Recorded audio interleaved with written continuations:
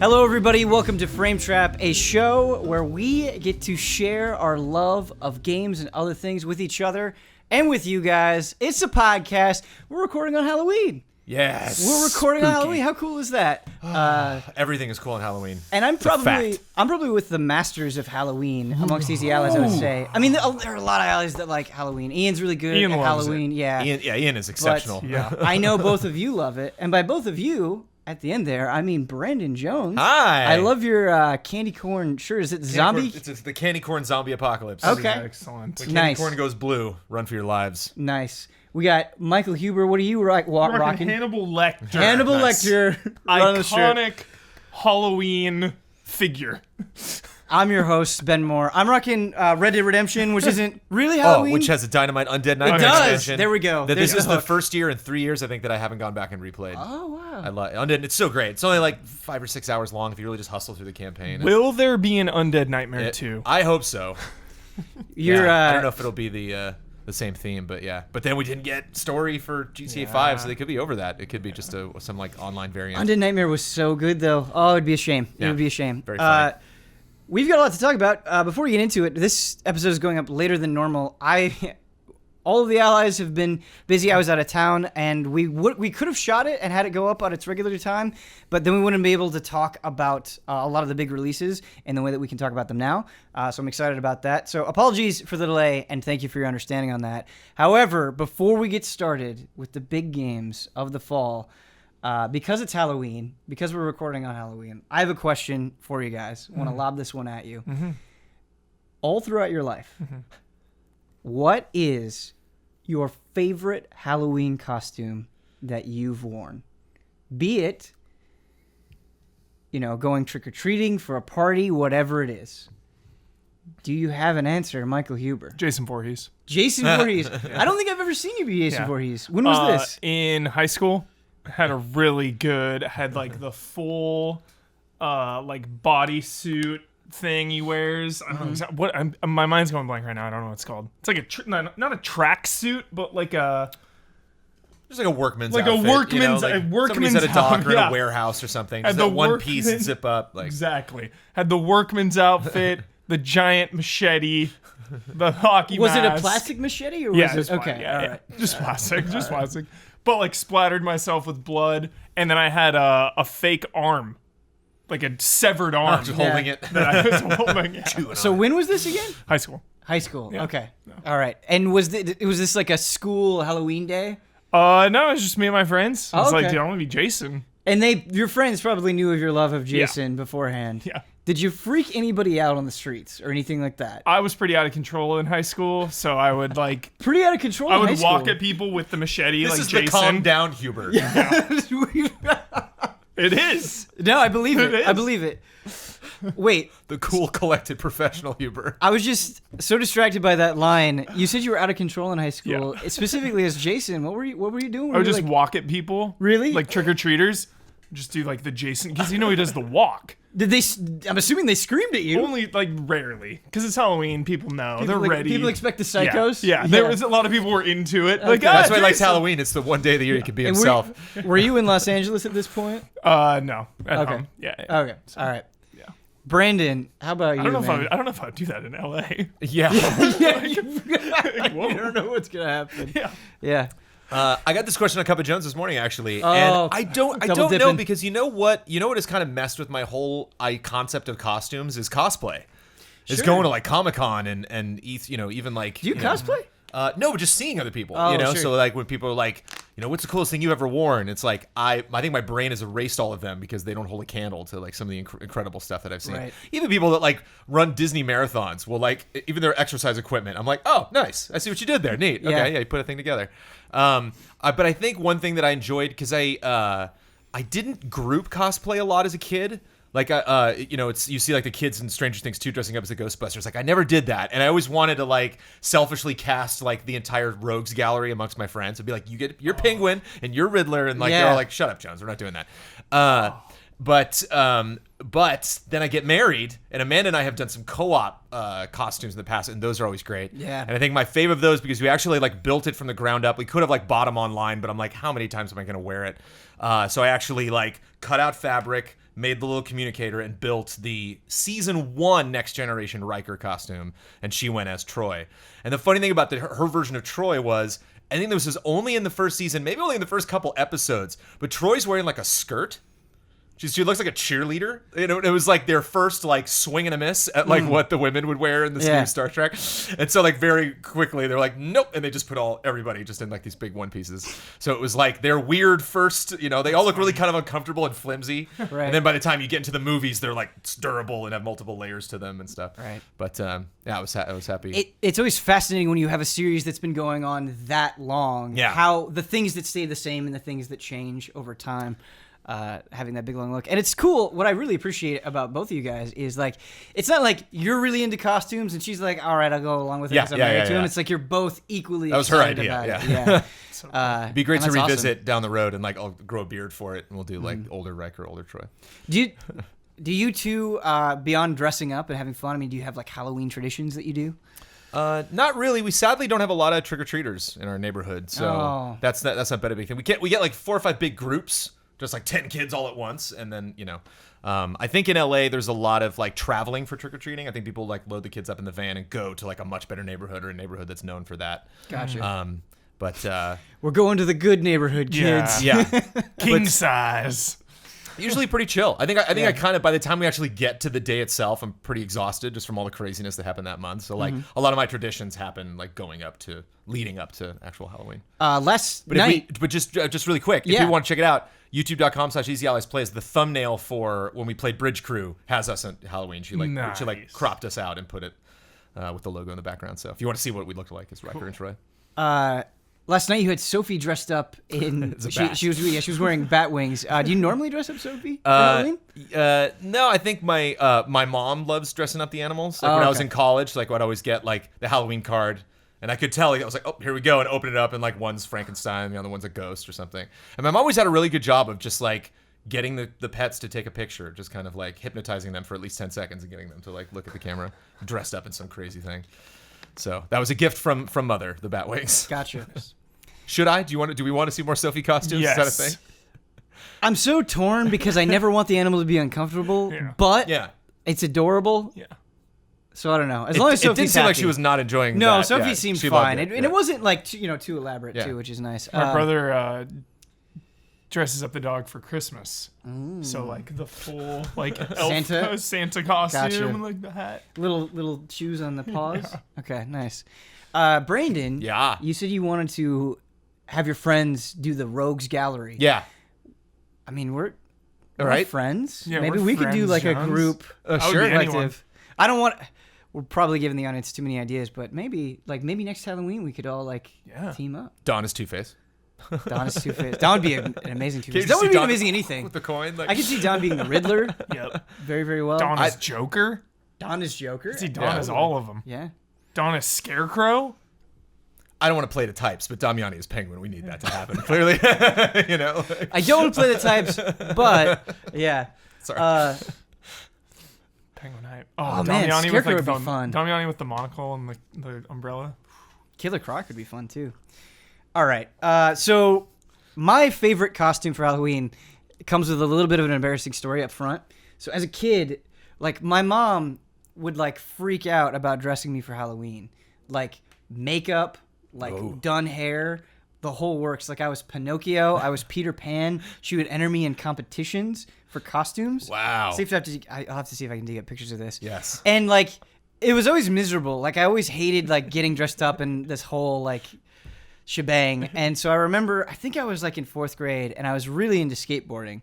I was terrible at it, but I was really into skateboarding just because of Tony Hawk's Pro Skater. Like Tony Hawk's Pro Skater was the catalyst for my interest in skateboarding. And I remember like I wanted to be a skateboarder, but I wanted to be a Halloween skateboarder. And I like kind of struck out and I was like a zombie skateboarder. So I had like my Tony Hawk deck and like my helmet, my skateboarder helmet, and I had like a scar on my face. It was a super lame costume, but it felt like I was breaking free. It was like, no, I'm into this. I'm going to do this. Sick. I just remember getting really excited about it. What's that? Liberating. Yeah, it was liberating. Sounds cool. It was liberating as a kid. But yeah, the costume itself was not great. All right. Now that we're done with Halloween fun, we're going to move into the crazy So many things are here. We've played a lot. We still have a lot left to play. Mm-hmm. But I think the game to start with, the game a lot of people are talking about, and rightfully so, is Super Mario Odyssey. Now, Huber, Yes. you finished Super Mario Odyssey. Yes. I feel like I'm decently far in it. I think I have around 270 worlds. I was just playing it before the show. I should know. Moons. What did I say? Worlds. Worlds. 270 moons is what I've got. But you finished it. You've seen the credits. Yes. You're going to go back and do more. Yes. This is a game that I think, Brandon, you've been part of this too. You've spoke very highly about how they've presented Mario Odyssey pre-release. Yeah. And so my question that I'm going to throw to you, Huber, because Jones, you haven't played Mario Odyssey yet. Not a moment. So you're just taking this all Not in. even downloaded. But you've played other stuff on this list. Hubert, the Allies' enthusiasm for Mario Odyssey has been through the roof. Yeah. Some people would say too much. Did it live up to our pre-release enthusiasm? Yes. Why? It's just so smart. This game is smart, and this game is easy to get lost in. Mm-hmm. I mean, it's just the range of emotions. You're always having a good time in Mario Odyssey. Okay. So the way it pulls you to different moons to discover things, like I feel smart when I play it because it does such a good. It's effortless in the way it teaches you the mechanics, Right. in the way it gives you things that you end up using later down the line in interesting ways. It's just got such a nice, easy, relaxing flow. So you talked about it being smart and in making you feel smart. So in this game, you have these kingdoms that you can explore. And the kingdoms, I think when you like pull up the map, a lot of times you're not like, oh, this isn't like huge, this isn't like incredibly expansive, but the way that kingdom is like nestled within itself and all the different compartments it has, it can feel a little bit bigger than it actually is, but there are so many moons all over the place. I mean, you've got like 56 moons to collect here, 40 here, like every map you're like, oh man, I've got a lot of work to do. Do you think it's too many moons? How do you think they place those moons? Like what makes you feel that this game is smart with its kingdoms? Just like again, there's so many moons, but you're getting them in so many different ways. It's absurd. It's like how many different mechanics, how many different things can I do to collect these? And it just never stops. You know, I have 300 something, and even though you're getting a lot per kingdom, it never feels repetitive, and I never feel like, oh, I've already done this. Like, oh, let me just get this one. No, it's always something new. Yeah. Like sometimes you'll fight a remixed boss or something, whatever, but like even a remixed boss has new moves and new mechanics. So I love the arc that I feel pretty much every time I go into a kingdom. And so because there are so many moons to collect, I feel like when I start a kingdom, it's just kind of like a sugar rush. Yes. Like every few Yes. steps I take, it's like, oh, there's a moon. I gotta go. And I get it. And it's like, you're getting like 10 moons in so quickly in a very fast period of time. Do you get booted out when you grab a moon, or is it just moving on? Okay, great. You Yeah. stay. So it's not like You start stay. over. Okay. Yeah, so it's not like Sunshine. It's not like 64 Yeah. where you get a moon. You stay in the world, which is very Nice. very good. So that you have what I would describe as kind of a sugar rush up front, and then with every kingdom that I've done so far, it feels like they're usually pointing you toward like a boss. Like, go get this, and you'll get what is a triple moon for beating the boss. So you get 3 moons in one, basically. And then once you beat that boss, the kingdom opens up even further.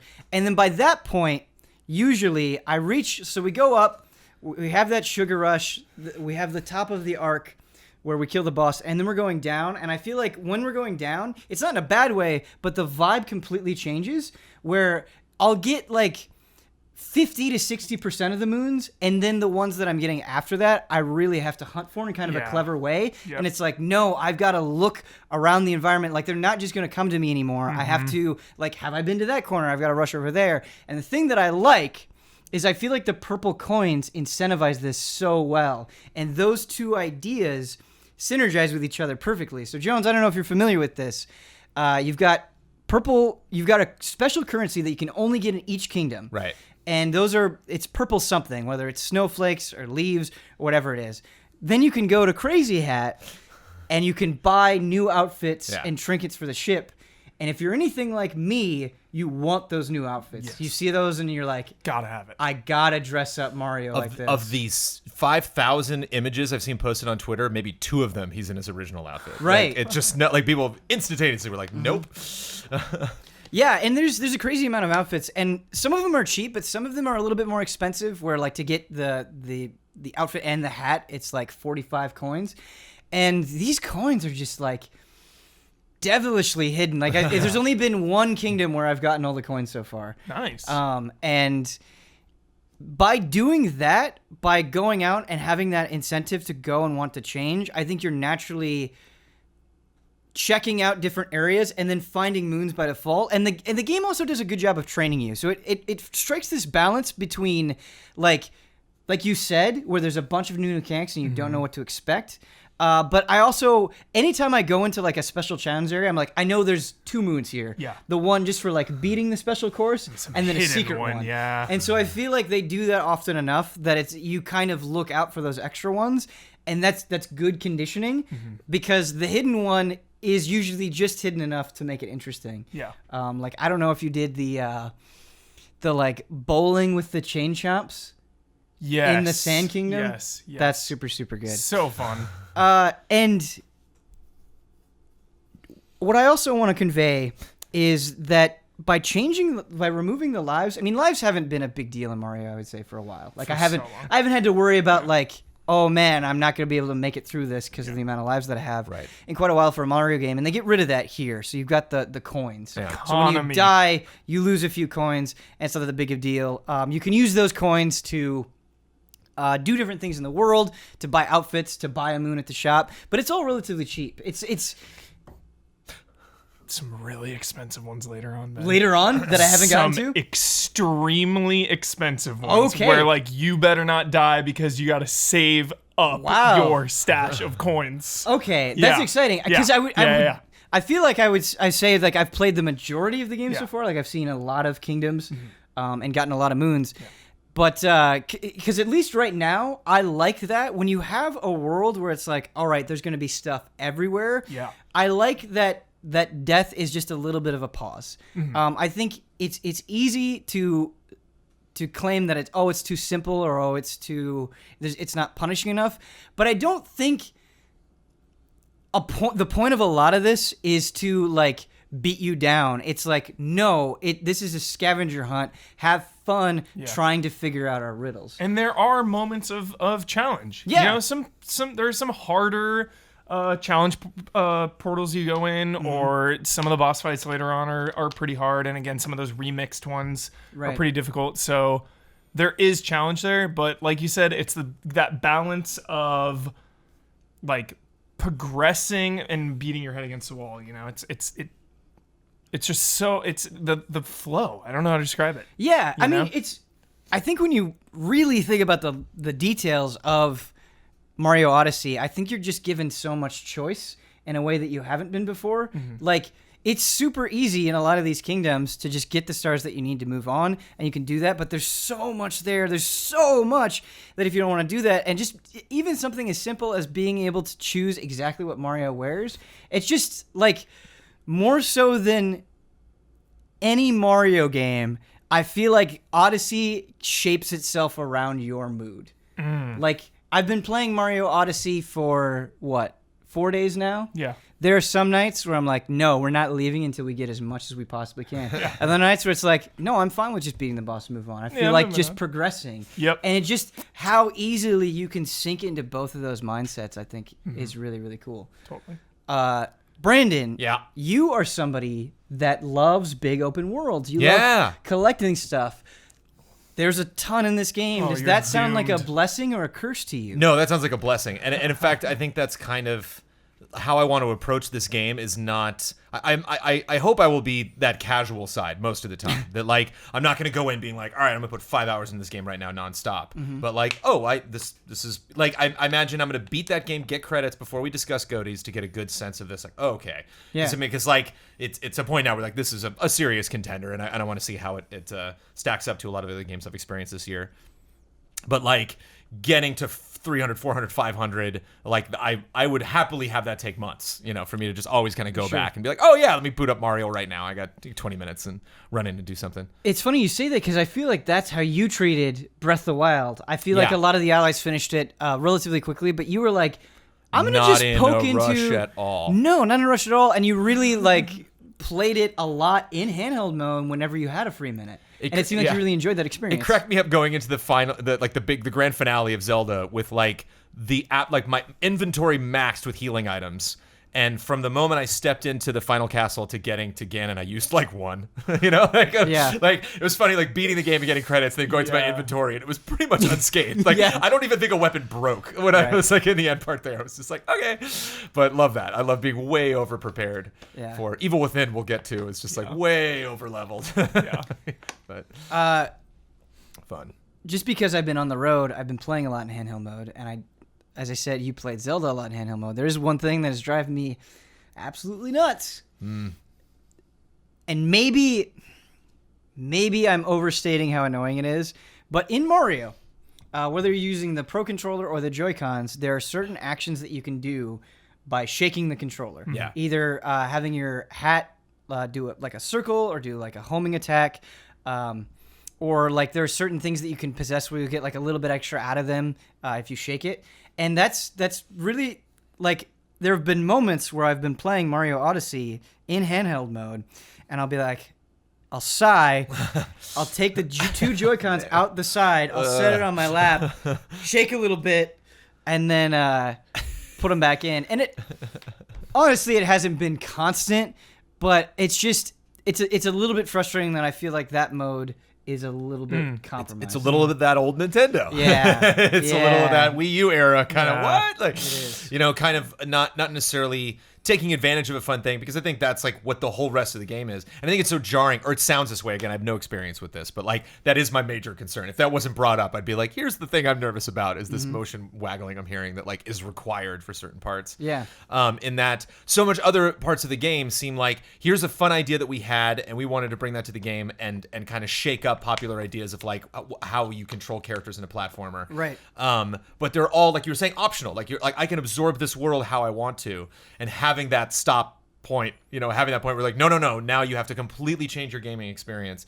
Right. The more I think about it, I remember kind of laughing at the guys playing NBA live, all the court, and being all right, now we're going to play the Switch on our park bench. Yeah. Being okay, here's, I'm excited about this, but this is clearly marketing, nonsense. And I think that's the major thing with the Switch that is just totally bizarre to me. It's why I on an airplane maybe or something, but just very rarely am I going to want to flip that thing up, put it down, and play with the two controllers to the side. Maybe people have, and I don't want to discourage you if that's your favorite way to play the Switch, but assuming that that's just a way you can play the console, everybody has styles, and that's one style. That's a very rare occurrence that I'm gonna pretty much on a plane. That's about it. Right. Even on a bus or something, it's I don't want the thing to fall over if we hit it. If we stop at a stoplight, I want that in my hands. It's only really when I got a flat surface and I can put that on there, or showing something to somebody, which again, maybe 5 minutes max. I don't see us playing the way they think we are, and in this case, demanding we are, or. Right. Kind of putting a speed bump in between you and that mode. Just if there was some alternate way to do it, because I think what's so frustrating is 90% of the time it's no, I am getting super sucked into this. It's almost as good as being in front of a TV, and it's just these few minor interactions are a little bit more of a pain. But you were talking about the freedom that you have with all the different ways that you can move, and I think that is absolutely a point to bring up with Mario Odyssey. And I think one of its strongest aspects is you think about Mario, and even kind of even the more ambitious ones, I'm thinking about Galaxy, where they changed about how you're moving around with the environment, gravity, and being in space and all that stuff with these planetoids. In Mario Odyssey, you're no longer really confined with power-ups. Because the thing about power-ups is it's you have to think about where you're going to place them, and you have to think about the specific obstacles that you're getting through. And in Mario Odyssey, when you're possessing things, that happens. But I think just because it's because you can possess anything, almost anything that would live in this world, your options are so much more ridiculous. when I put a hat on something, there's a level of excitement, like, what all can this creature do? Yeah. Because you think about Mario power-ups, and it's like, all right, I can shoot. Because I'm Mario, I can make, like, something come out of my hands, or I can fly a little bit. But there's a similarity between all of these. But now I'm a creature. Yeah. Now I can, like, extend my body outwards and wrap around things. Oh, God. Mario So cool. can't do that. Mario, like... can't like make his legs like extend up into the sky. And so I think because of that, because you're like sort of becoming other living things, it's a lot more ridiculous and a lot more fun. Would you agree with that, Hubert? Yeah, and there's just, it goes back to what I was saying earlier about, I have 300 moons and they've all felt so different. Yeah. Because you're all these weird, wacky creatures with entirely unique mechanics. So I love being the creatures, and I love how that ties into progression. It's fantastic. I want to comment on the Metro Kingdom on New Donk City, and I don't want to ruin it for people, but the way I feel like that kingdom kind of succeeds on every level for me, because in the beginning it's a little bit more focused, a little bit more like, hey, stop this big thing that's going on, and then you do it, and then you have a celebration, and then it opens up, and it's just for me, one of the most enjoyable kingdoms to explore so far because of how vertical it is. Yeah. You're flinging up these tall buildings and going inside them and doing all this stuff and like possessing taxis and stuff. And so I think just on like how quickly one kingdom can feel so different and change so rapidly, I thought was impressive. There is one feeling that I've gotten with Mario Odyssey that I kind of want to run by you, Huber, and I don't know if you experienced it. I'm curious what you think about this too, Jones, is because it's been so easy so far for me to kind of like get the required moons that I need to move on, like you just sort of run into them. I'll go that extra step a lot of times and go like, no, I'm going to try to find as much as possible or try to find as much until I can't possibly stand anymore before I move on. And so I'll do it. I'll spend a long time on an individual kingdom, and then I'll move on. I'll go to the next kingdom. And I'll open up that list and be like, man, I just got 50 moons, and this kingdom seems really cool, but it's kind of exhausting that I've got another 50 moons. And it's not that it's bad. I'm not trying to say that it's bad, but it's almost like that thing that I did, all that work I did, is just kind of like gone so quickly in a sense, or it's like, nope, you gotta go into the fire once more. And obviously, like we just talked about, you can just move on. You don't have to play it that way. But it is sort of a weird sense. And I try to think back to it with other Mario games where, like, you had the Bowser door in Mario 64, right? And so, like let's say you were 20 stars away from opening that Bowser door. Like, at least that extra work was going into that in a way. And so maybe that's why I didn't feel that feeling in the same way in like a Mario 64. Does that make sense to you? Yeah, and your opinion will change when you beat the game. Okay, so that extra work in the end of the game will be well rewarded in the end of the game. Yes. Okay, and so I don't have to worry about Correct. that. And that feeling will completely go away. Completely gone. Don't sweat it. Yep. All right, Don't awesome. even sweat it. Oh my. Awesome. Yep. Hubert, we were kind of talking, you, Kyle, and I were talking last night, and I don't want you to spoil anything for our audience, but you said that Odyssey was missing something for you. Do you still feel that way? Is there any way you can articulate that? So I slept on this too, and it's tricky when you have a sequel to a franchise that you are so connected to. This Mario was the birth of my video game life. Super Mario Bros. On NES. That's where it all began. One of my favorite franchises ever made. Just so much love there. So when a sequel comes out and it does something different at the expense of taking away some familiarity and something that you love so much, that initial feeling was like, well, I always come back to Mario for like this thing, and this thing isn't really there. So I'm like, I have a sense of loss, but I think that will go away like so quick because this game is so incredible and there's so many new and interesting ideas and so much variety that, that first playthrough, I'm kind of looking for this thing. It's not there. Okay, get over it. Move on. Now you're just talking about things like areas or characters that have been in other Mario games that aren't here. Like trademarks of the franchise. You know, again, I don't want to spoil anything, but It's funny you bring this up because I remember having a very similar sensation with Breath of the Wild. And I don't know if you guys had this as well, because there was so much different and so much new in that game that when I got to the dungeons, I was like, oh man, like it's been however many hours and finally my first dungeon. I can't wait for those super elaborate Zelda dungeons. Yep. Then I remember burning through it very quickly and I was like, that was kind of disappointing. That wasn't as cool as I thought it was going to be. And then I remember having a very similar feeling with the other dungeons and feeling that way, you know, having so many years of so many great Zelda dungeons, it was like this weird displacement, having the dungeons be weak here, but having everything else be so good. And I remember in the moment kind of feeling bummed, and I'm still bummed about it a little bit. I still think it's a fair thing to criticize with Breath of the Wild, but I think having more time to process it, having more time to really think about it, it's like, yeah, it was disappointing, but man, so much of that game was good. And I wonder if I personally will have a similar feeling here. I mean, I even go back to like Resident Evil 4, you know? When that came out, I was like, where the hell is Umbrella? Right. Where the hell are my zombies? Yeah. What the hell is this game? This game's a 10 out of 10 amazing, but what the hell? They crush your Umbrella dreams immediately. Like in one of the first things they say in that opening cinematic is like, they're done, it's gone, it's over. Yeah. Hubert, So it's like, you know, you're waiting for it to come up. At the end, it's all gonna be Umbrella, and it's like, not really. Yeah, Umbrella's gone. So that initial, you know, but as time goes on, right, you get over those things. Funny Huber story, or I think it's funny. Before I met Huber, everyone I talked to, everyone, just, and myself included, an undying love of Resident Evil 4. Like, just played it so much, loved it, talked about it, just gushed about how great it was. And I could tell that Huber told me that every day after school he would like come home and play through Resident Evil 2. Yeah. Like you were more familiar with the Resident Evil lore and those early games than anyone I ever met. And I was familiar with them. I'd played them, but like not nowhere near, not even close to Huber levels.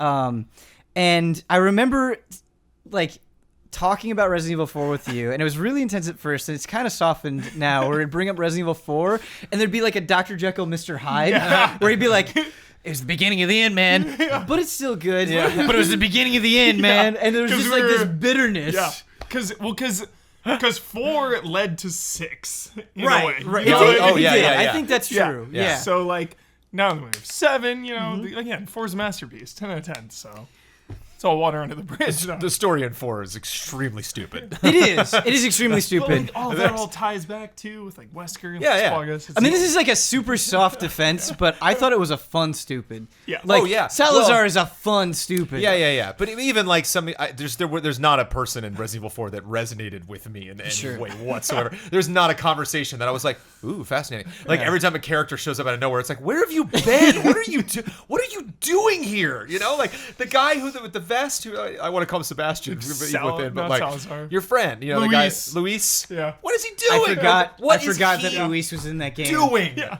Look, when you're going through that game, what in the hell is he doing? Like, it's just, it's this weird kind of like pseudo reality. But I mean, to bring it back to Mario, it's funny. You're describing like Mario of the last decade for me, like Mario since, because I didn't really like Sunshine, so Mario like since, and I didn't get into either of the Galaxy games. So like Mario since 64, like really I've played a ton of Mario games since then, like, but I just haven't really like, you know, dove into a game like I did 64, like knowing, you know, every in and out and every map. And so like the Mario games that I have played recently were just like, oh, that was such a fun Mario game. But, you know, like it didn't remind me of 64. It wasn't like what's traditional. And that's always kind of been the give and take with Mario for me over the years, is like, oh, that was such a clever idea, but I'd really like, you know, a classic Mario game.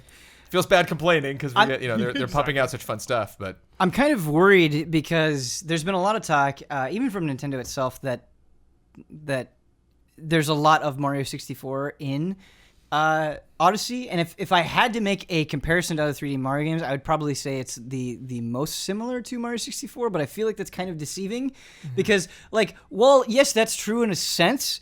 There's so much different. And for you being so attached to Mario 64 and not really getting into the later ones, I'm curious how you're gonna feel, because it sounds Yeah. like you had like this burning passion for 64 that you just didn't feel with the other ones.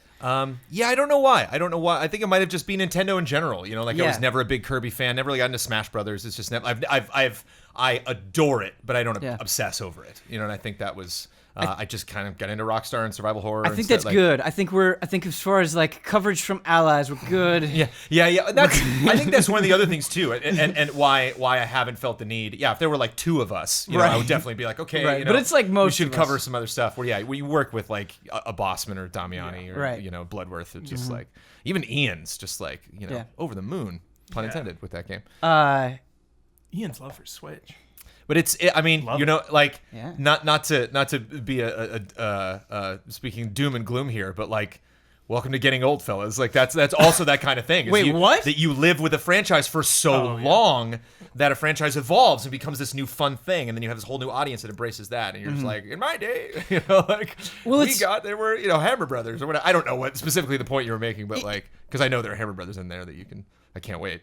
It's a bit strange because I felt like early on with Last Generation, there was a lot of like brand new. I remember specifically around the Mass Effect, BioShock, Portal era, right around the sort of like 2006, 2007, 2008, that it was like intensely new. And a lot of the Assassin's Creed that and Mass stuff. Effect. a lot of the things that I grew up with, like I remember feeling really weird playing Final Fantasy 13. It's like this isn't what I want. This is not what I want. And Resident Evil 6 gave me a similar feeling. And so I just felt weird where I was like saying goodbye to a lot of what I loved and moving on with a bunch of new things, which, you know, part of getting old. But now I feel like the last 5 or 6 years, it's been a strong like, no, we're bringing it back. Yeah. So that's been a strange feeling to kind of reconcile. I think it's industry wide. Like there's Yeah. a ton of lot of even stuff. Even Stranger Things, which is new, Right. harkens back to a lot of nostalgia. Marvel is kind of finally like doing comic books, being like, hey, why don't we like read a couple of these comic books and actually tell these stories? You know, like yes, yeah. Like it is kind of this fun payoff of I think what happened was you had this generation growing up, and in like the 80s and 90s, you had a lot of filmmakers and writers and producers that didn't know the subject matter. That like, I've never seen a single episode of He-Man, but let's make that Masters of the Universe movie. You know, like, so you got these really weird like translations, these like Super Mario Brothers and Street Fighter, like what? And then you had a lot of kids that loved the thing, that watched that film, and it pissed us off. Right. We're like, Mortal Kombat's like the best we can do, really? Like that's Right. the most authentic video game film. Are you kidding me? That are now in their 30s and 40s and 50s and are now like, okay, we're gonna wait till you see my Daredevil show. You know, it's like, so I think that's kind of this reaction that we're getting now. And you These things always- are a little truer to the subject matter. You always have this amazing internet rift when you have situations like this, especially like a show like Stranger Things, where you'll have people that like lived through the references, and you'll have the new people who are like into the thing for the first time, and you get the well back in my day versus the well I don't know about the like it always happens. One of my favorites that I saw for Stranger Things was people were like, yeah, I like Stranger Things, but like the one thing that's so unrealistic is like all these parents just let their kids go out and do whatever they want. You're like, Yeah. welcome to the 1980s or the 70s, especially. Like if you listen to Seinfeld's new special on Netflix, he goes off for a while about that, about how like there were no rules. I didn't have seatbelts. Like like it was the Wild West, man. And, I mean, I didn't grow up in the 80s. I grew up in the 90s. But even then, growing up as a kid, it was like, no, like, please go play. Like, you Yeah. have to get out of this house. Like I would run go, around. my brother would have a baseball game, and my parents would go to the baseball game, and I would take off. And the only thing was just be back by the time the game's over. Right. So I would only get in trouble if like the game was over and I was still gone. But like I would go blocks away and just like climb some tree and go running Yeah. around. Jones, bringing it back around to Mario. Right. So you said you didn't really get into Sunshine, but recently when we did Easy Living, we played through all of Mario Sunshine. Yeah. And what the allies have done for me is they'll give me a lot of perspectives that I never would have had, or they'll make me appreciate something that I couldn't have before. And I think in a lot of ways, because they show me these new angles on things that I wouldn't have naturally gravitated to, I'm able to just like more things. Did you have a greater appreciation for Sunshine while we were playing through, or was it just such a weird situation? Definitely. Yeah. Okay. Yeah. Okay. I think the thing with me, and this is just something that like the way my brain works, is I'm really big on progression in games. The least I feel like I'm progressing in a video game, the more likely I am to bail. And so a lot of those moments happened. A lot of when I turned off a Mario game where I was like, okay, it was like just a really tough challenge, and I got super close to the end and missed that jump, and then I like fall down, which is why I don't think lives are such a big deal. People are like, no lives. It's like, yeah, lives are one thing, but getting back up there, like some challenges in Mario games, there's the challenge of doing that little physical activity plus the challenge of getting there, like actually like getting from the ground up into this place where you got to do this thing. And when I would be on the ground looking up, the thing I had to do, it was just kind of easy for me to be like, forget it, I can't, just like, and it seems weird for like stress to be involved in a Mario game, but like, yeah, platforms are stressful to me. Like side-scrolling platforms I don't feel that way. I certainly didn't feel that way in the Super Nintendo because I just played the hell out of everything that was on that system. No, Mario can be intensely stressful. Like I can immediately think of super specific areas where I was really stressed out during Mario. Before we move on, Huber, so there's a lot to collect in this game. I'm having a good time. I feel like I'm willing to sacrifice time with other fun, non-work related things to 100% it. I don't know how long it's going to take me, but I want to. I want 100% it. With so much coming out, before the show, we were talking about all of the games coming out this week, next week, that we have currently. Do you feel like sticking with it? Yeah. My system was to just beat it to the credits roll. Yeah. And then now going back and getting those moons, I'm going to prioritize a couple other games, but go to it on the side. Okay. So it's going to be your side. Going to chip away. Yeah. Gotcha. But and so definitely committed to getting 100%. Nice. Yeah. And you think you'll have 100% before GOTY? No. Oh, okay. You're going to So was this like I'm going to beat it, take that pressure off, and then just ride? And then like when I want to get some moons, hop in. Like I wanna savor what's left. Nice. I like that. I feel like I'm savoring it too. Yeah. Like I'm just having a good time, it's man. so fun. I'm just putting that It's outfit just so on. fun. I almost said the outfit. I'm like, no, I don't want to ruin anything. Just that balance. Outfit on Like and- Mario balances hardcore and casual so well, because like Zelda to me is intimidating. The puzzles, even the combat, like Zelda. I think if you're not super familiar with games, Zelda like is going through Breath of the Wild is challenging. a tough task. Yeah, absolutely. like there's a lot of puzzles where I'm like, what is going on? Yeah, Like, some I of have those no rooms. idea what to do. Or here. you just run into some enemies, Yeah. and then you're like, oh, that's 10. You did 10 hearts there. Yeah. That's a lot. That's Yeah. a lot of damage. Yeah. Whereas Mario's so just easy to get through. Like if you're Right. stuck on a moon or something, that's so hard. Like I got stuck on a challenge room. I was like, I'll just go and get some other ones. Yeah. I know it can be a little frustrating if you're a frequent listener of Frame Trap, that you want to know what Kyle's thinking about Mario or Bloodworth or Damiani or Ian, whoever it is. This will not be the last time we talk about Mario Odyssey, I guarantee it, which is probably good news and bad news to some of you, but we'll make it a point to get different people on here next time. They can tell us about our experiences, because last time we didn't have Michael Huber or Brandon Jones on to talk about The Evil Within 2. Yeah. And what's great is, obviously, Huber, you finished it. You reviewed it. I've now finished it. Brandon, you're pretty far in the Chapter game. 8, Chapter 8. Yeah, you're decent ways into the game. And so I feel like we can talk about it. Huber, I don't think you've discussed Evil Within 2 on a podcast yet. No.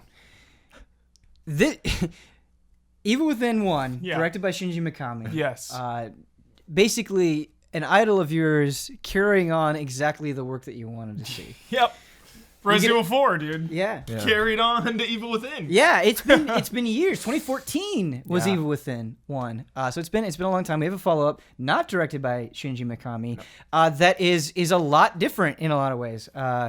I would say more of a focus on a very explicit story, a lot more time talking to people, and a lot more openness, a lot more like, hey, you can get out there and go find this stuff and get involved in collecting things and getting involved in these little side stories. So it's a shift. As someone who holds this so dear, what did you think? Like my favorite video game of the last many years. Like probably Is The Evil Within 2? Yeah. Nice. Like The Last of Us and then The Evil Within 2 is like the jump. Like I Wow. like it more than Resident Evil 7.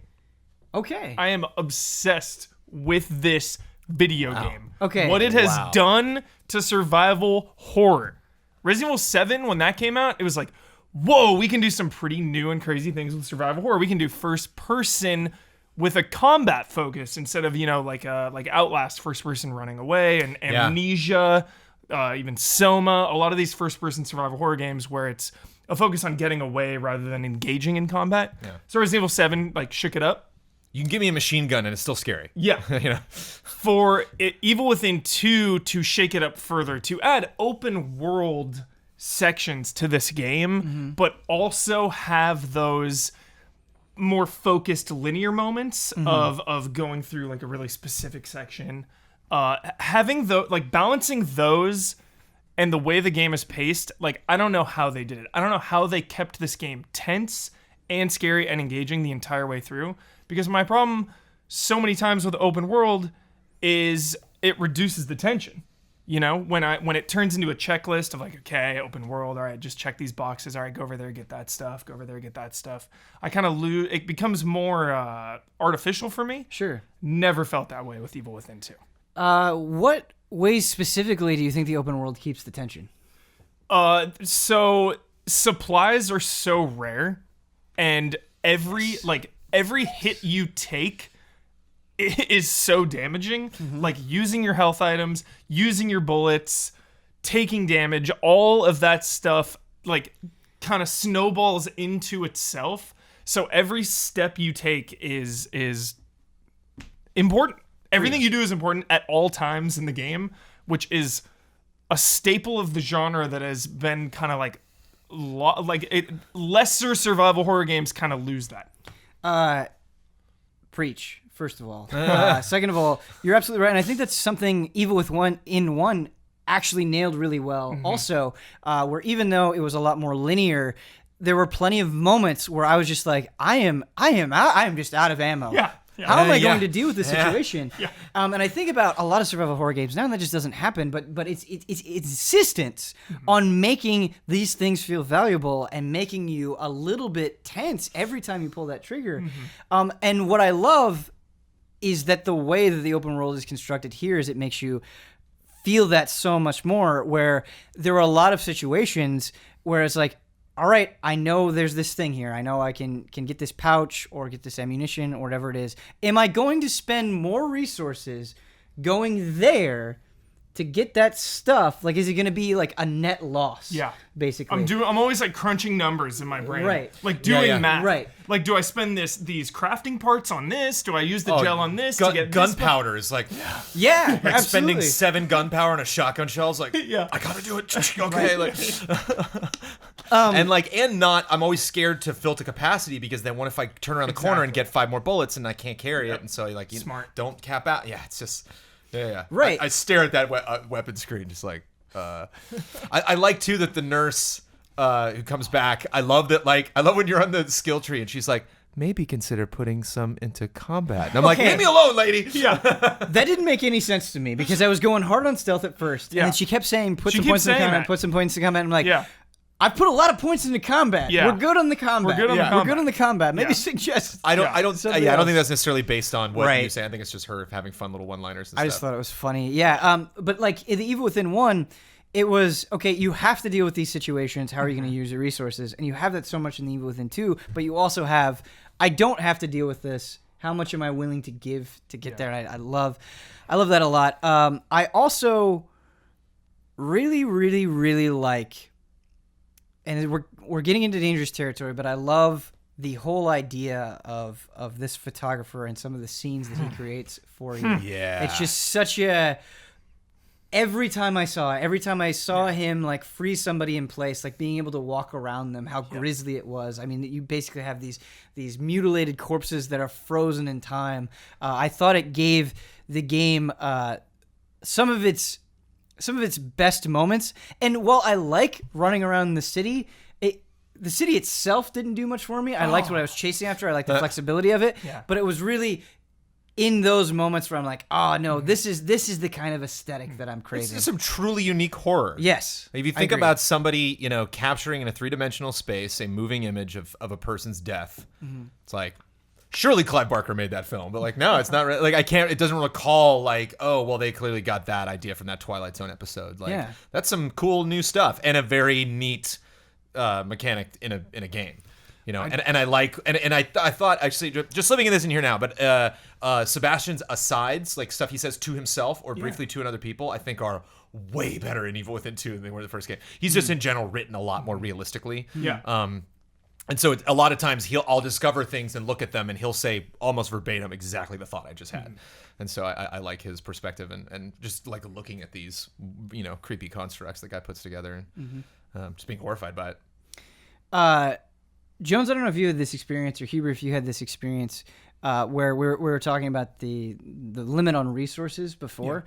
And I think with any game, you just sort of naturally gravitate to some weapons first.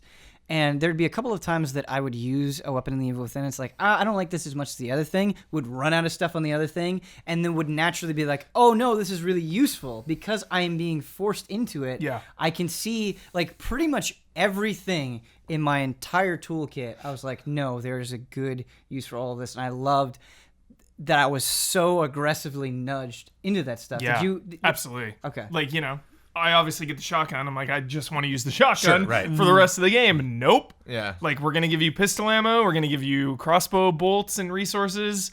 Not going to give you any shotgun There's ammo. going to be really good opportunities to light a pool of gas on fire Yeah. or electrocute a Yes. puddle that you just can't ignore. Like, Boy, that crossbow can do some serious work. yeah. I love too the first time I like trapped a bunch of zombies like in a pool and I was just like 8 of them. They're all like, rah, and I was like, yes, win. And then the electrocution goes away and they all get up. And I was like, like it did damage to them, but it didn't kill any of them. It was like, oh no. I'm surprised you didn't like the town environment. It's not that I didn't like it.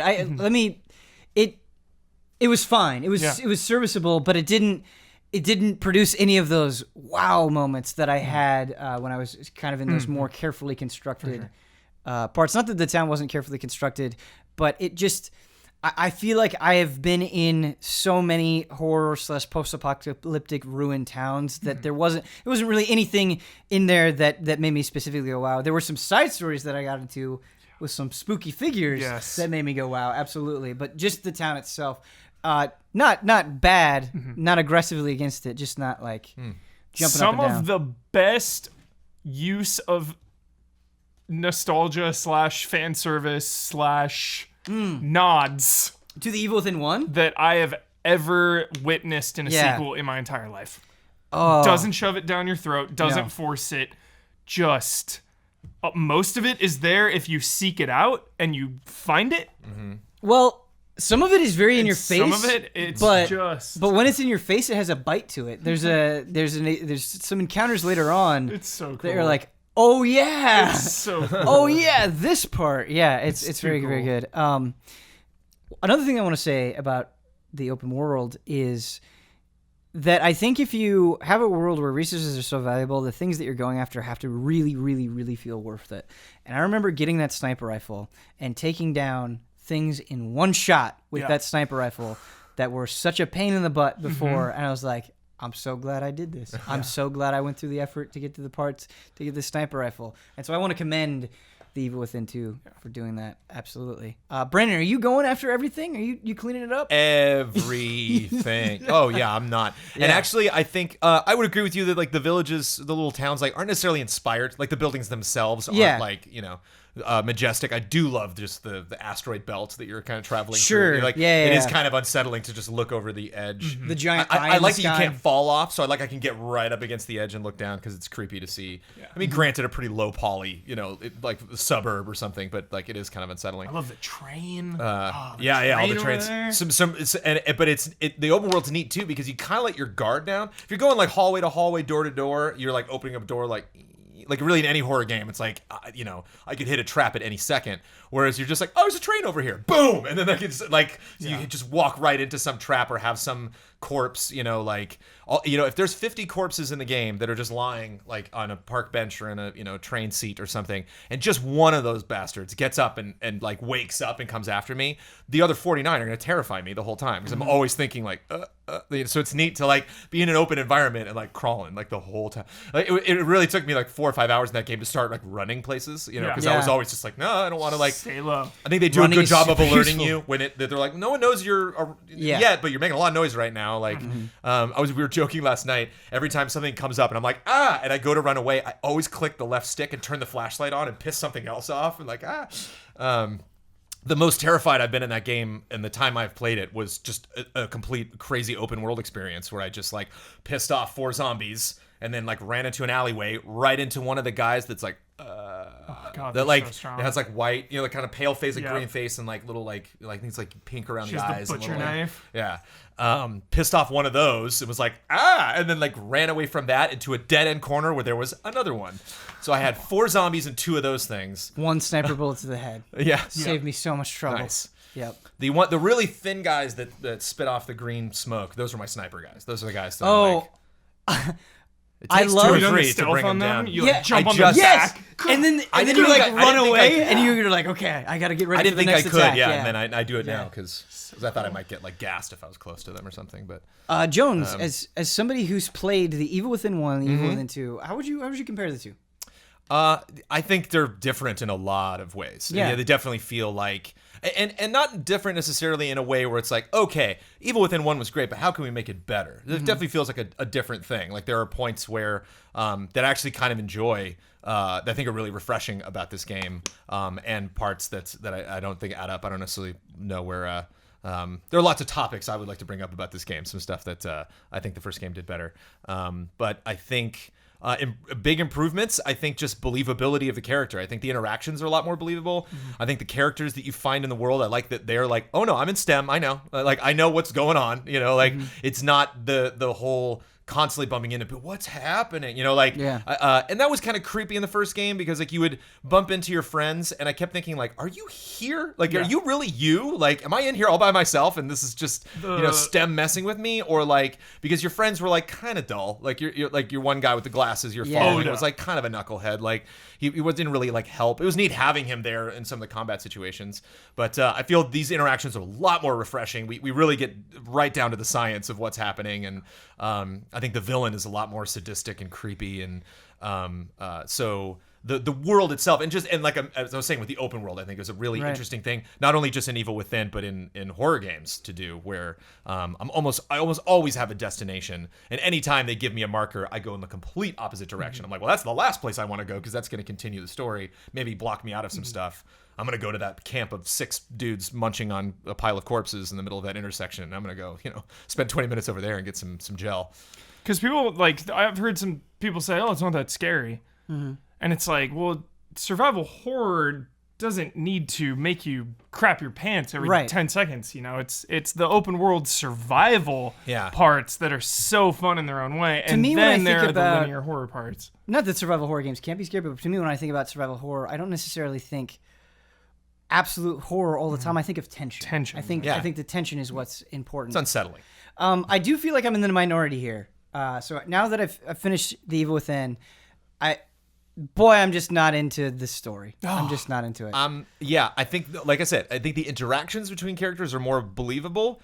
I don't really care at all about the story. That 8 chapters in, the story is not what's pulling me. Here's where I'm coming from. I'm going to say this without ruining anything.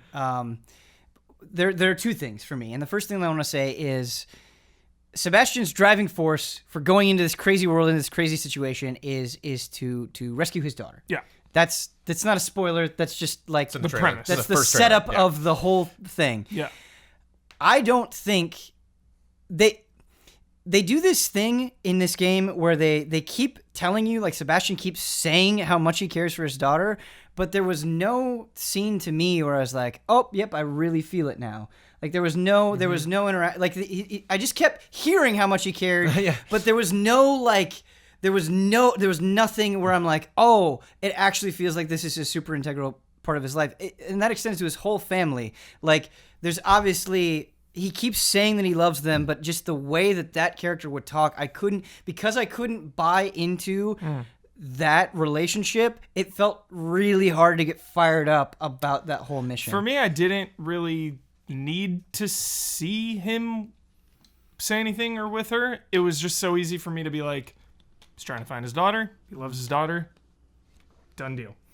Yeah, and I don't know Like, what it was, yeah. but I just like it would get to the point where those scenes would come up, and it felt like, oh yeah, we got to remind him that we got to remind the audience that this is what he's chasing after. It just didn't. It didn't feel.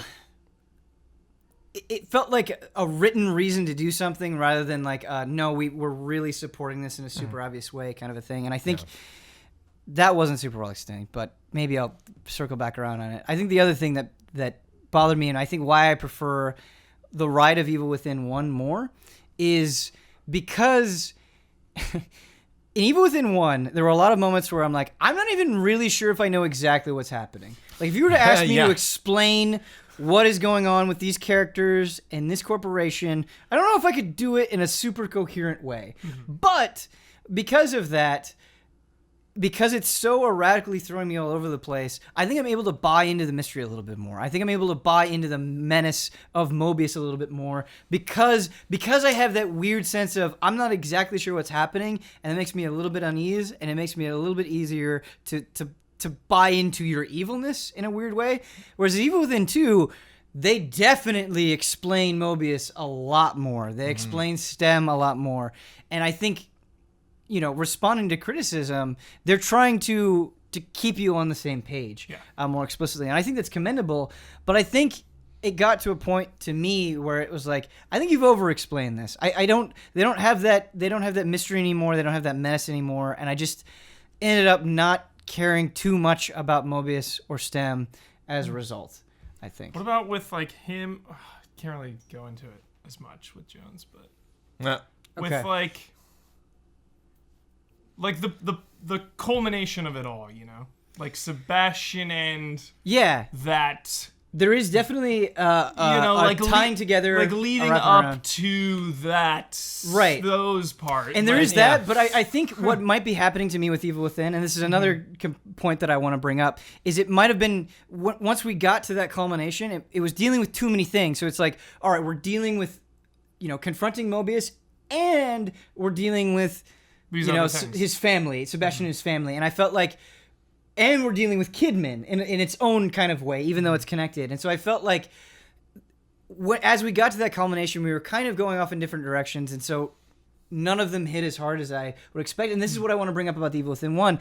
I really like Ruvik a lot. Yeah. I really felt like there was an intense focus on Ruvik, and like the Mobius and Sten stuff was surrounding him, but he had a really intense and convincing personal backstory and sort of stayed a primary antagonist all the way through, where I feel like the things that the Evil Within 2 is throwing at you with its narrative are a little bit more diverse, which isn't necessarily bad, but it didn't have that sort of single punch that Ruvik had, I would feel. But Stefano, man, he's so good. He is really good. He's really good. I like his style. Yeah. I do. I like his style. And later on, when you're in kind of like in some different areas in Evil Within, like areas that you have not yet seen before, like it feels bad complaining about this stuff because I think overall I really like the game. Yeah. And like, just didn't connect fully with the plot. Didn't connect fully with the plot, but I felt it. Yeah. Like, when it comes to feeling games and their environment and that tension, I definitely felt the Evil Within 2, and I think that's personally more important to me. This is not a spoiler, Jones, I'm sorry, but I just want to say that the final creature design is, like, Hall of Fame. I would say a lot of the creature design is good, especially for the... like more intense boss type enemies was very good. Really great audio design with the enemies too. Love the giant buzzsaw multi-head monster that like giggles. Laugh. That laugh was terrifying. So and I love that again with how they build the open world, that like sometimes it'll appear in an area after you've done something, and so I'll go into an area and activate something, and then that thing will show up, and now it's patrolling, and I'm like, damn, like I still have more items to find here. Yeah. And now I got to constantly be like aware. Like there's a lot of instances where like I know I'm like I'm gonna piss this thing off and get away from it, and even just it's screaming behind me and I know it can see me, and that eye opens up. Like, Jones, I definitely kind of went off on a tangent there, but you were mentioning feeling some disconnect with Evil Within 2 story as well, and I want to give you a chance to I'm gonna speak a language you can understand, Huber. Do it. Resident Evil 2. Yes. Different protagonists. I think Evil Within 2 would have been better if we were someone else. Why do you feel that way? It's the continuation of him. It's kind of like where when I started to get more and more distant from Aliens, where I was like, we can make one of these movies without Ripley. That's fine. There's a lot of people in this universe that this could affect. And by the time we got to like 4, and it's like, well, back to Ripley, I'm like, stop it. Like, what? This is such a cool concept that you've created here, the xenomorph. It's so much more than this weird relationship. And so I look at like Aliens and like her reasons for going back, and like it just this weird relationship where like he hates STEM, but like not really. Like he's mad that they like they're responsible for his daughter getting caught up in this, but it's like doesn't really come up that much. It's I feel way more upset on his behalf than he is.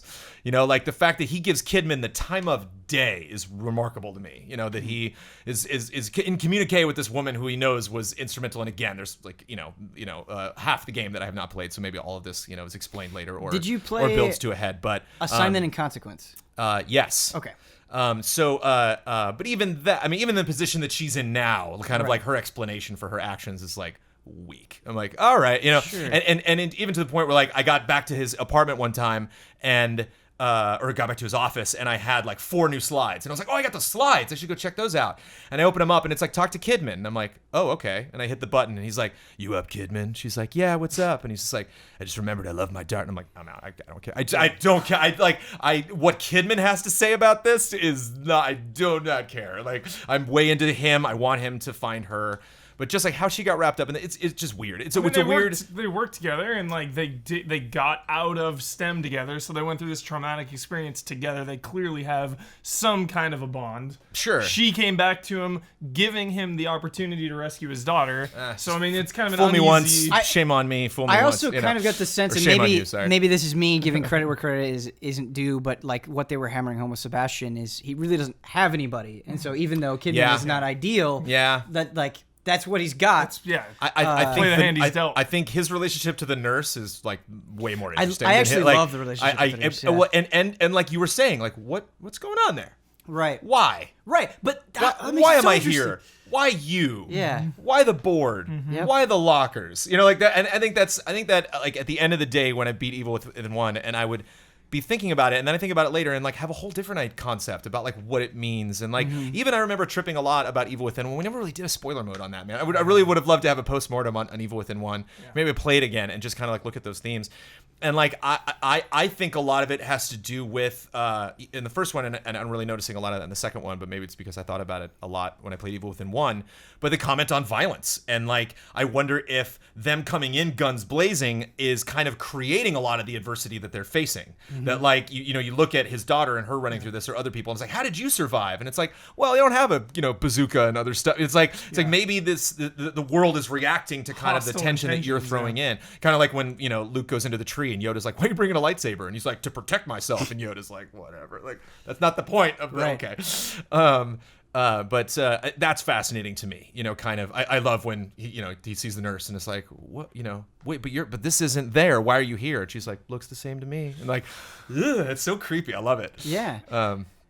So just him getting kind of thrown into the first game and looking around and being like, what's going on, versus him premeditated being like, all right, I love my daughter, I'm going back in, just does not come close to the same weight of the, well, I gotta go get her, especially because I know it's a game, and it's a horror game, so like things are probably not going to work out the way I want them to. So I'm just kind of like letting the ending happen, and I'm not as invested emotionally as I was in the first one, but loving it still.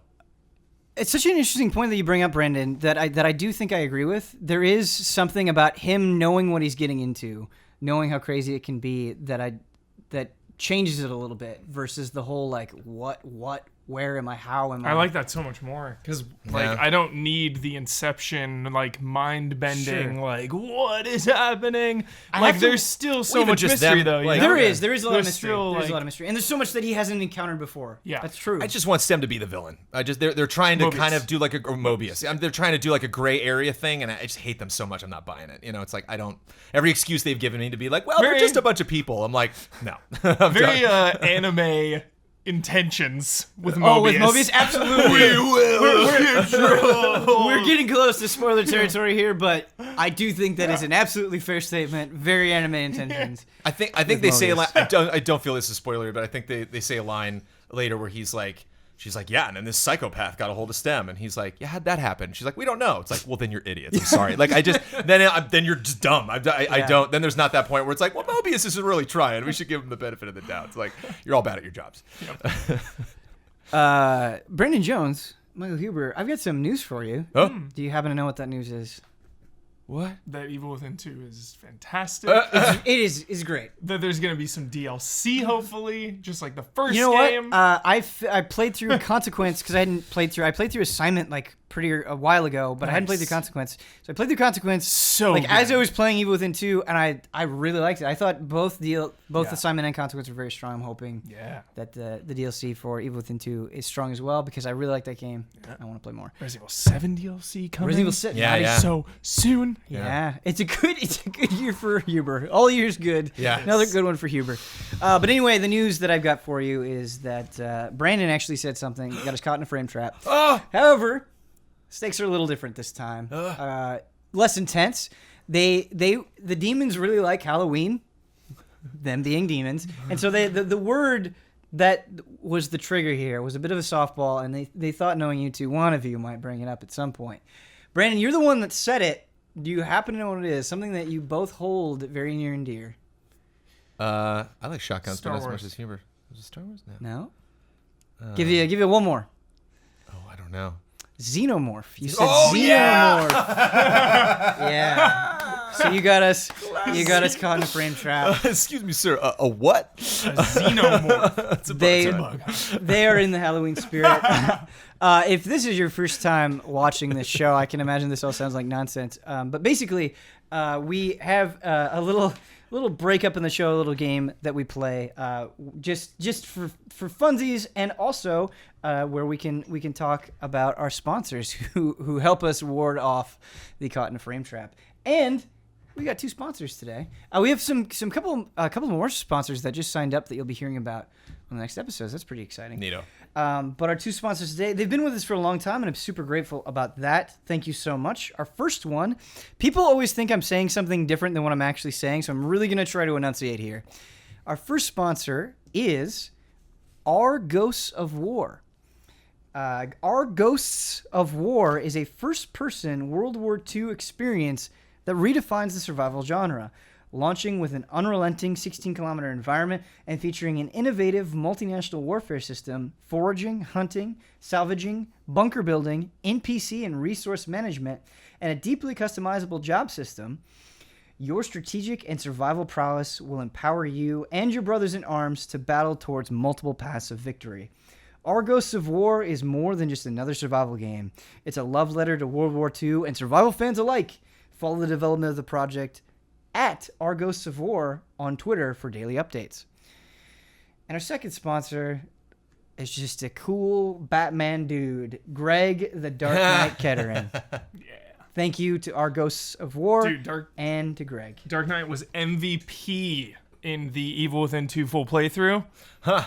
Helping me out with all the locker keys. Nice. Oh, Every time a nice. locker key, Oh, yeah. he'd be like, all right, we got locker northeast. I'd be like, all right.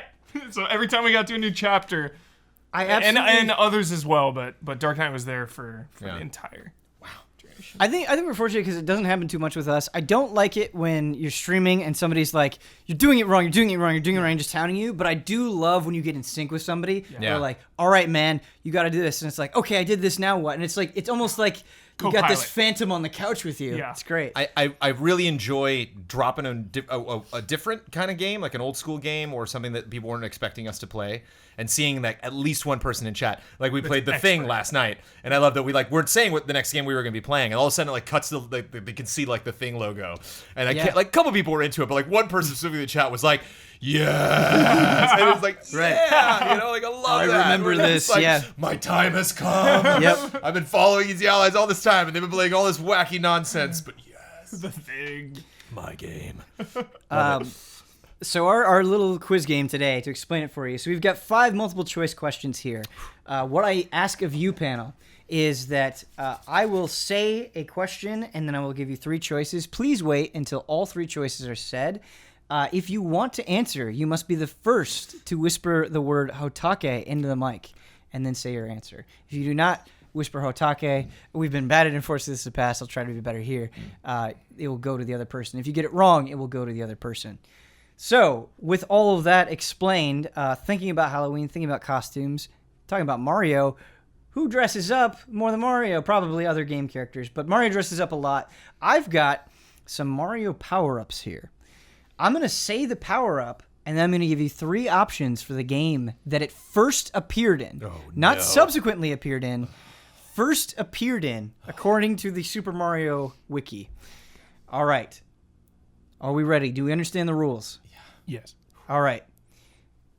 Power-up 1, the boomerang flower. Did that first appear in Super Mario Galaxy 2, A, B, Super Mario 3D Land, or C, New Super Mario Bros. U? HOTTAKE. Michael Huber. A.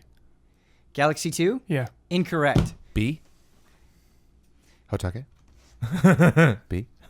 We're going to give it to you. This is a warning. This is a warning. Remember, before you answer, you got to whisper HOTTAKE. Cool. I didn't, because there was only one person left. Right, So absolutely. I can see why that would be confusing. There's a gray area. We're going to give it to you. Did you say B? B, yeah. That is correct. Super Mario Land, Super Mario 3D Land was the first appearance of the boomerang flower. God, I love 3D Land.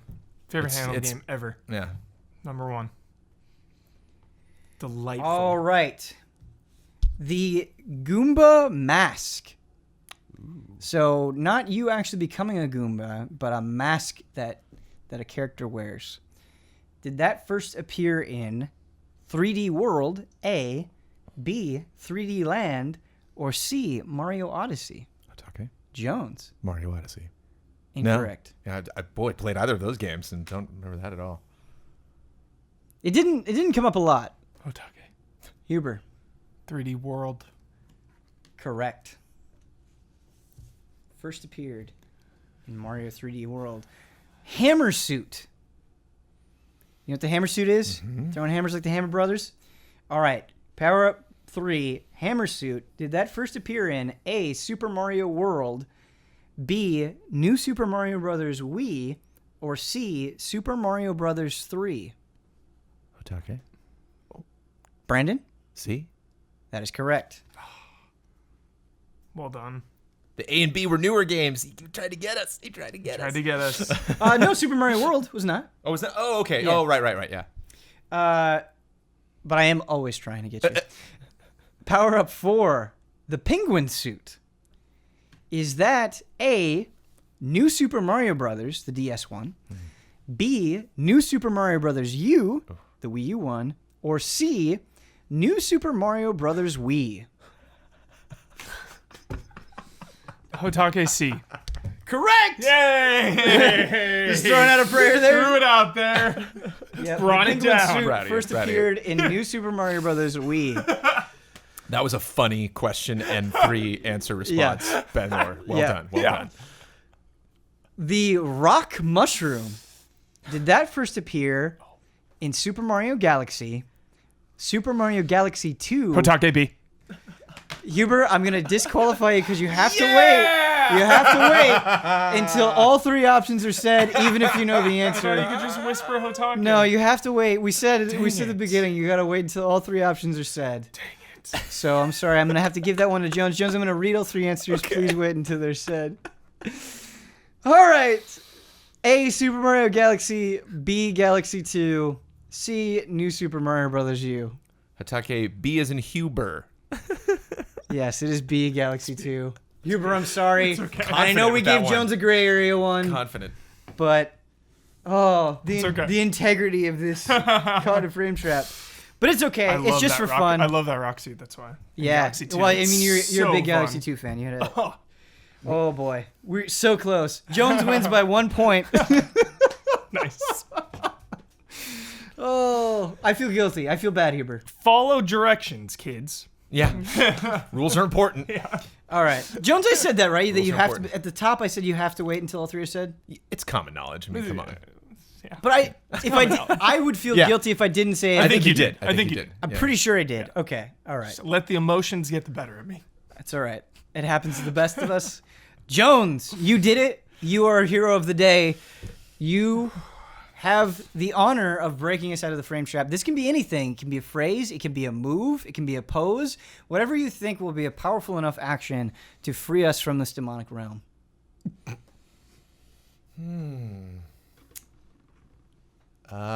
Okay. Hold on. I'll do like a Jack Skellington Halloween. Happy Halloween! There we go. Like I said, Delightful. The demons were feeling very festive, and they especially like that. They not only shattered the frame trap, but they're also dancing. They're happy. They want to watch. They want to watch some good vibes movies at the moment, or TV shows. All right. Thank you so much to our sponsors. Thank you guys for playing along with my silly games.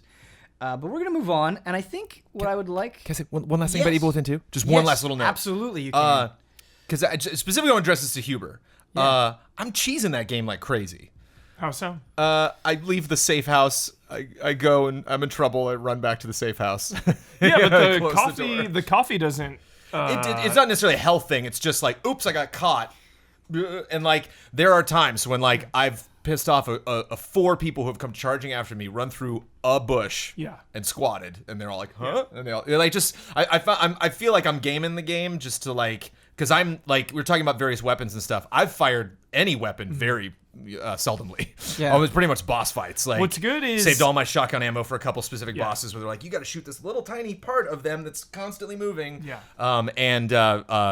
Very rarely do I fire that crossbow. Playing on usually normal? all pistol. Yeah. So normal's good. And then there's like 2 other ones, but on hard, it doubles down on things mattering even more. Mm-hmm. Like on normal, things matter. On nightmare, like even more so. So on nightmare, even the gel you invest, because on normal it's like, all right, what can I get next? All right, pump it up. On nightmare, you really got to choose what you want to invest your skills in, especially early on. So I was running into trouble early on there, Jones, where like I didn't have enough stamina. So I would try to cheese it. I would try to run back to the safe house, and they would just be like, "Bah!" Yeah. Bah!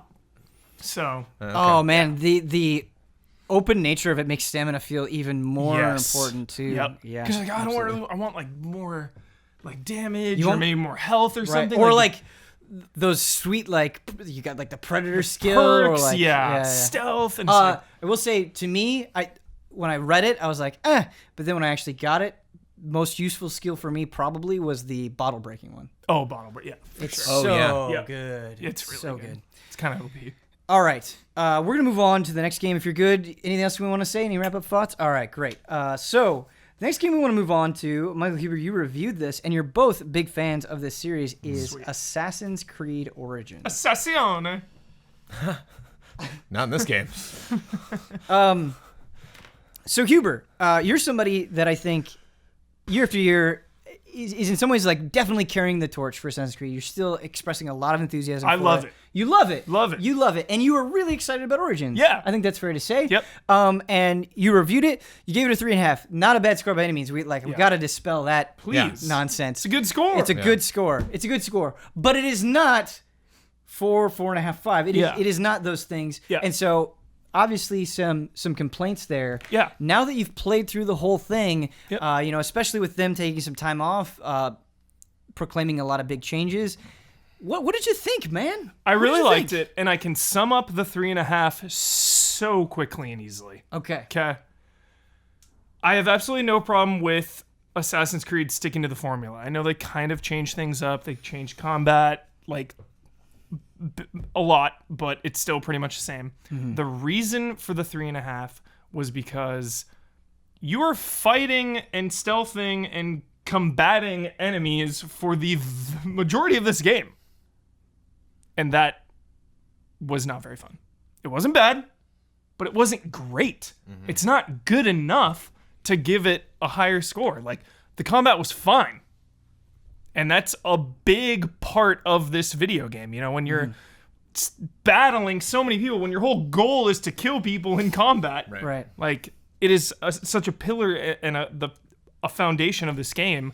If I didn't have that much fun with combat, then that's why I stuck to 3.5. The combat, because you're fighting a lot and you're not having that much fun with the combat. It wasn't bad though. Like, right. Yeah. It's not bad. But let's dig into that a little bit more. Yes. Where what was so not great about it? What made you kind of just lose interest despite how is it different? And then why don't those changes have more of an effect?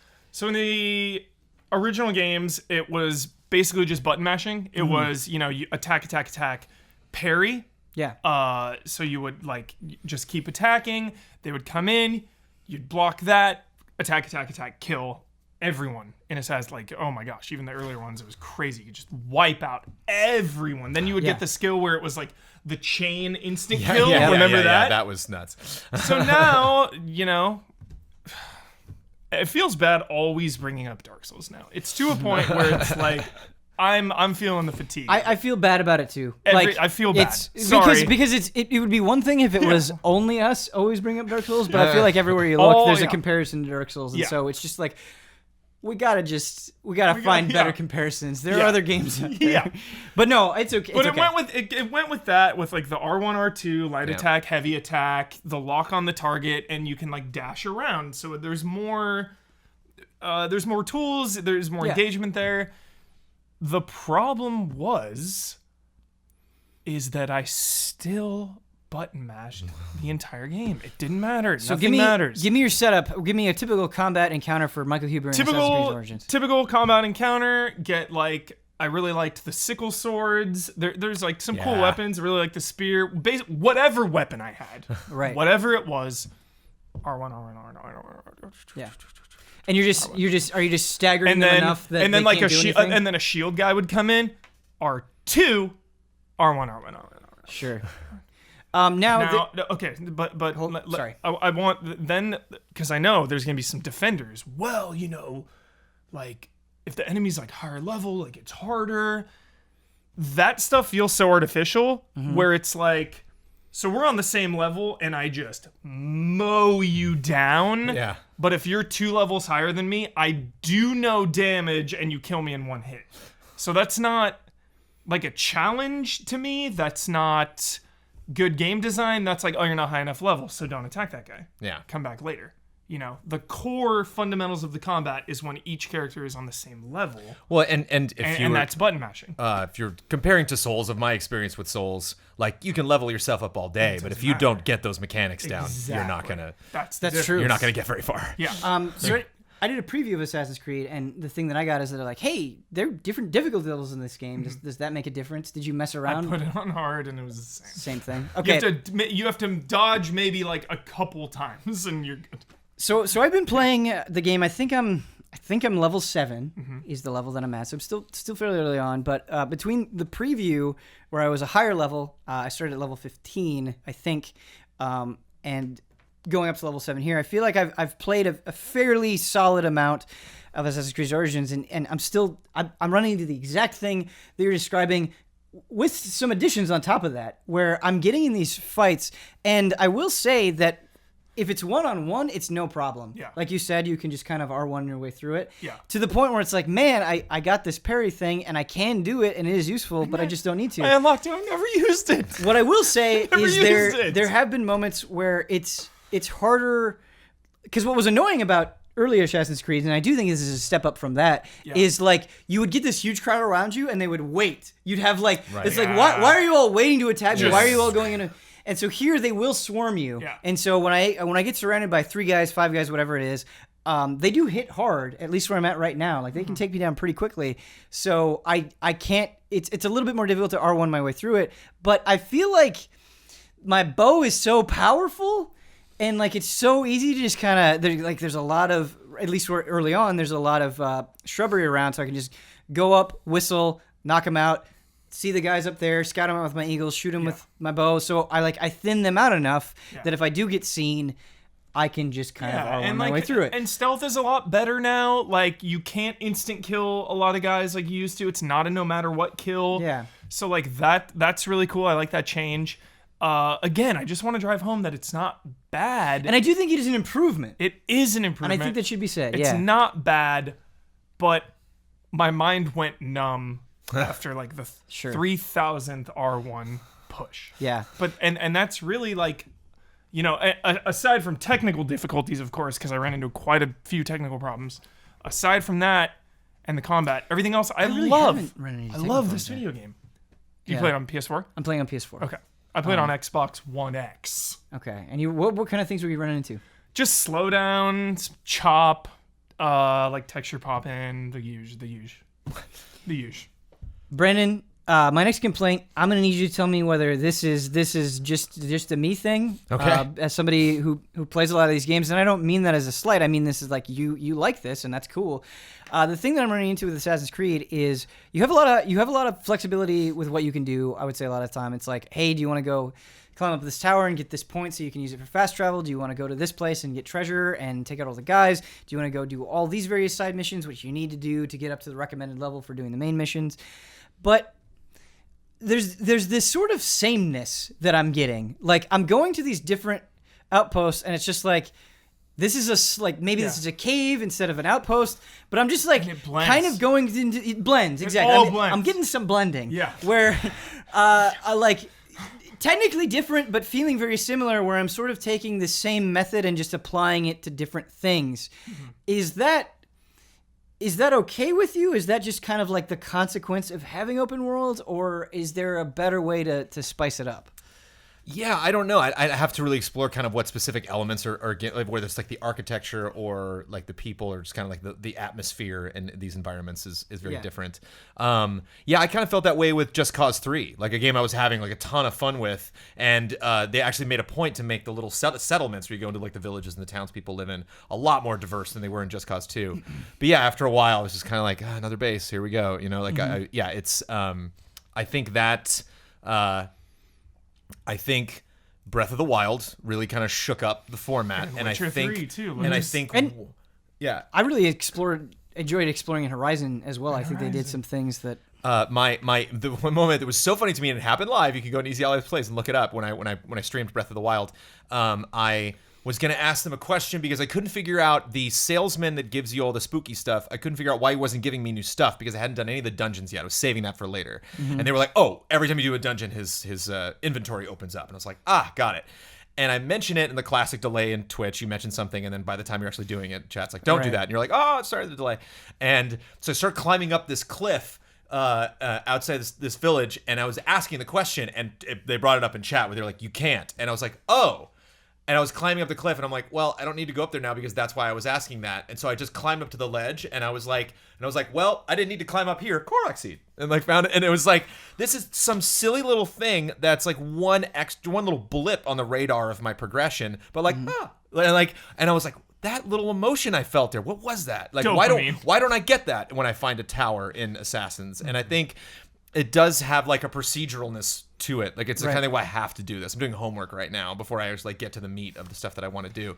And I like games like Hitman. I like games like Assassins. And so like the tower stuff never really bothered me in the past because it felt like that's what Agent 47 would do. He would go to the environment where he was going to do a hit and just walk around and like sit in a chair and watch people and watch their patterns. And so like climbing up to an area and looking over at stuff, like I kind of dug that. It felt like the process of someone that doesn't live here going to a new town, absorbing, you know, what that vibe was like what is this area like in the morning and the day? What's the best time to do this assassination?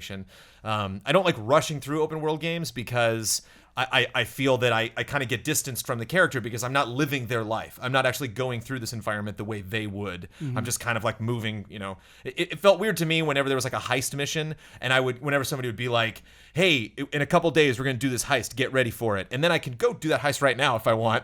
And it felt weird just running right into it. And they're like, okay, so, and it's like, wouldn't this be a couple days later, really? You know, so like I try to separate things a little bit to create that believability in the world. Sure. But at the same time, a lot of people who I have played the same open world game that I played have been like, man, I made it about 30% through the campaign, then I just started doing goofy stuff. I just don't care. Yeah. And so I that's something that, as an open world fan, I completely understand that this you can just it can blend. All the stuff can just kind of seem extremely similar. So kudos to Breath of the Wild for making something seem seemingly so innocuous, but such a treat, such a reward for going into some weird patch of trees. And like, oh, look at that thing. I have to wonder if it's the amount of information presented.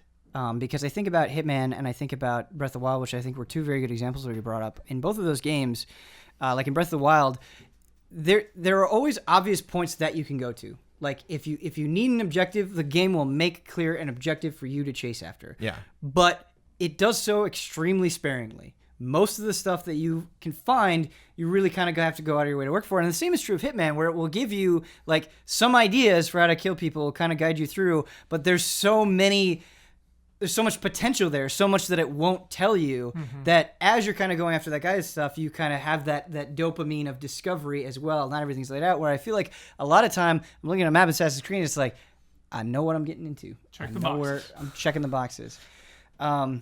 So yeah, but what I want to say is I'm not hating on Assassin's Creed. I don't think it's a bad game. It's a warm blanket. It is. Well, Like, I really want to drive home. You know, we've been mostly negative, but I really like it. Yeah, I I really really- do. It's like I don't know if I open really world, like Jones. it, but Yeah. I like You it. know, Well, just the- diving the- in and the world is World cool. looks gorgeous. So there are two big points that I want is to a bring up pretty for video praise, game.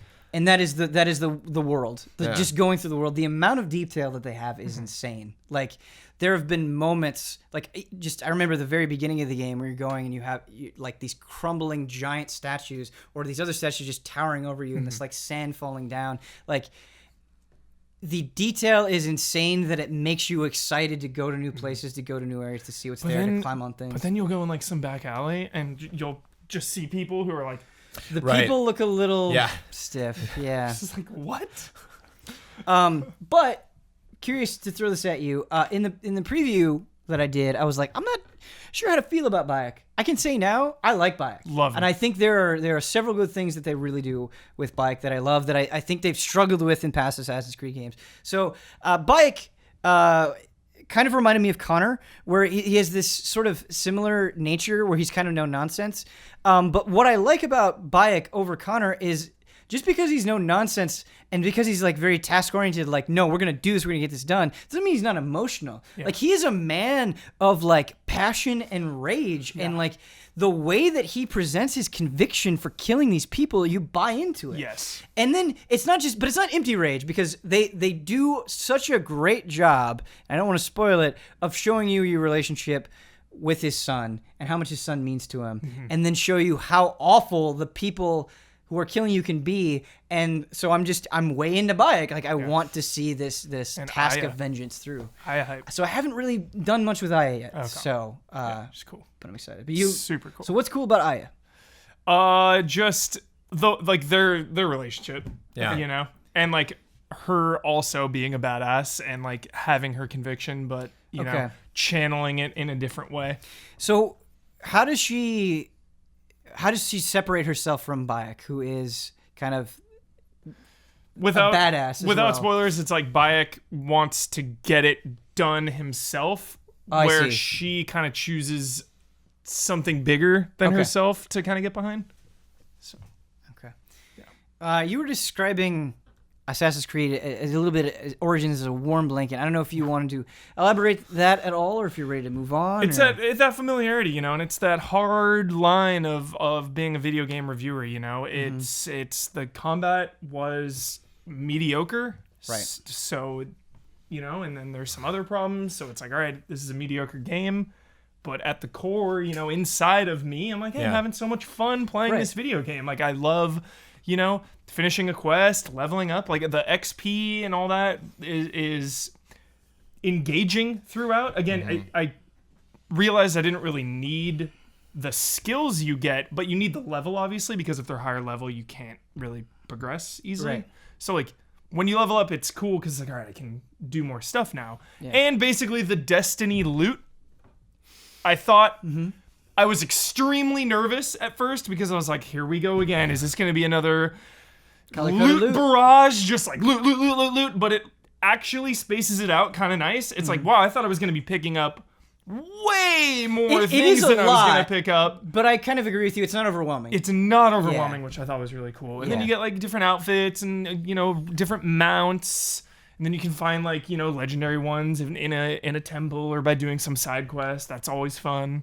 So, Huber, one of my favorite like sort of sayings, sort of not movement, but like ideas that you really got behind that I think resonated with all of us, and I still think is super important is the swimming in sevens or championing sevens. Yeah. Where like the thing is like I don't think you saying you enjoy Assassin's Creed Origins, that you really liked it, that you're glad you played through it and you're still excited about Assassins, but I have all these criticisms, lessens your love or enjoyment of that game.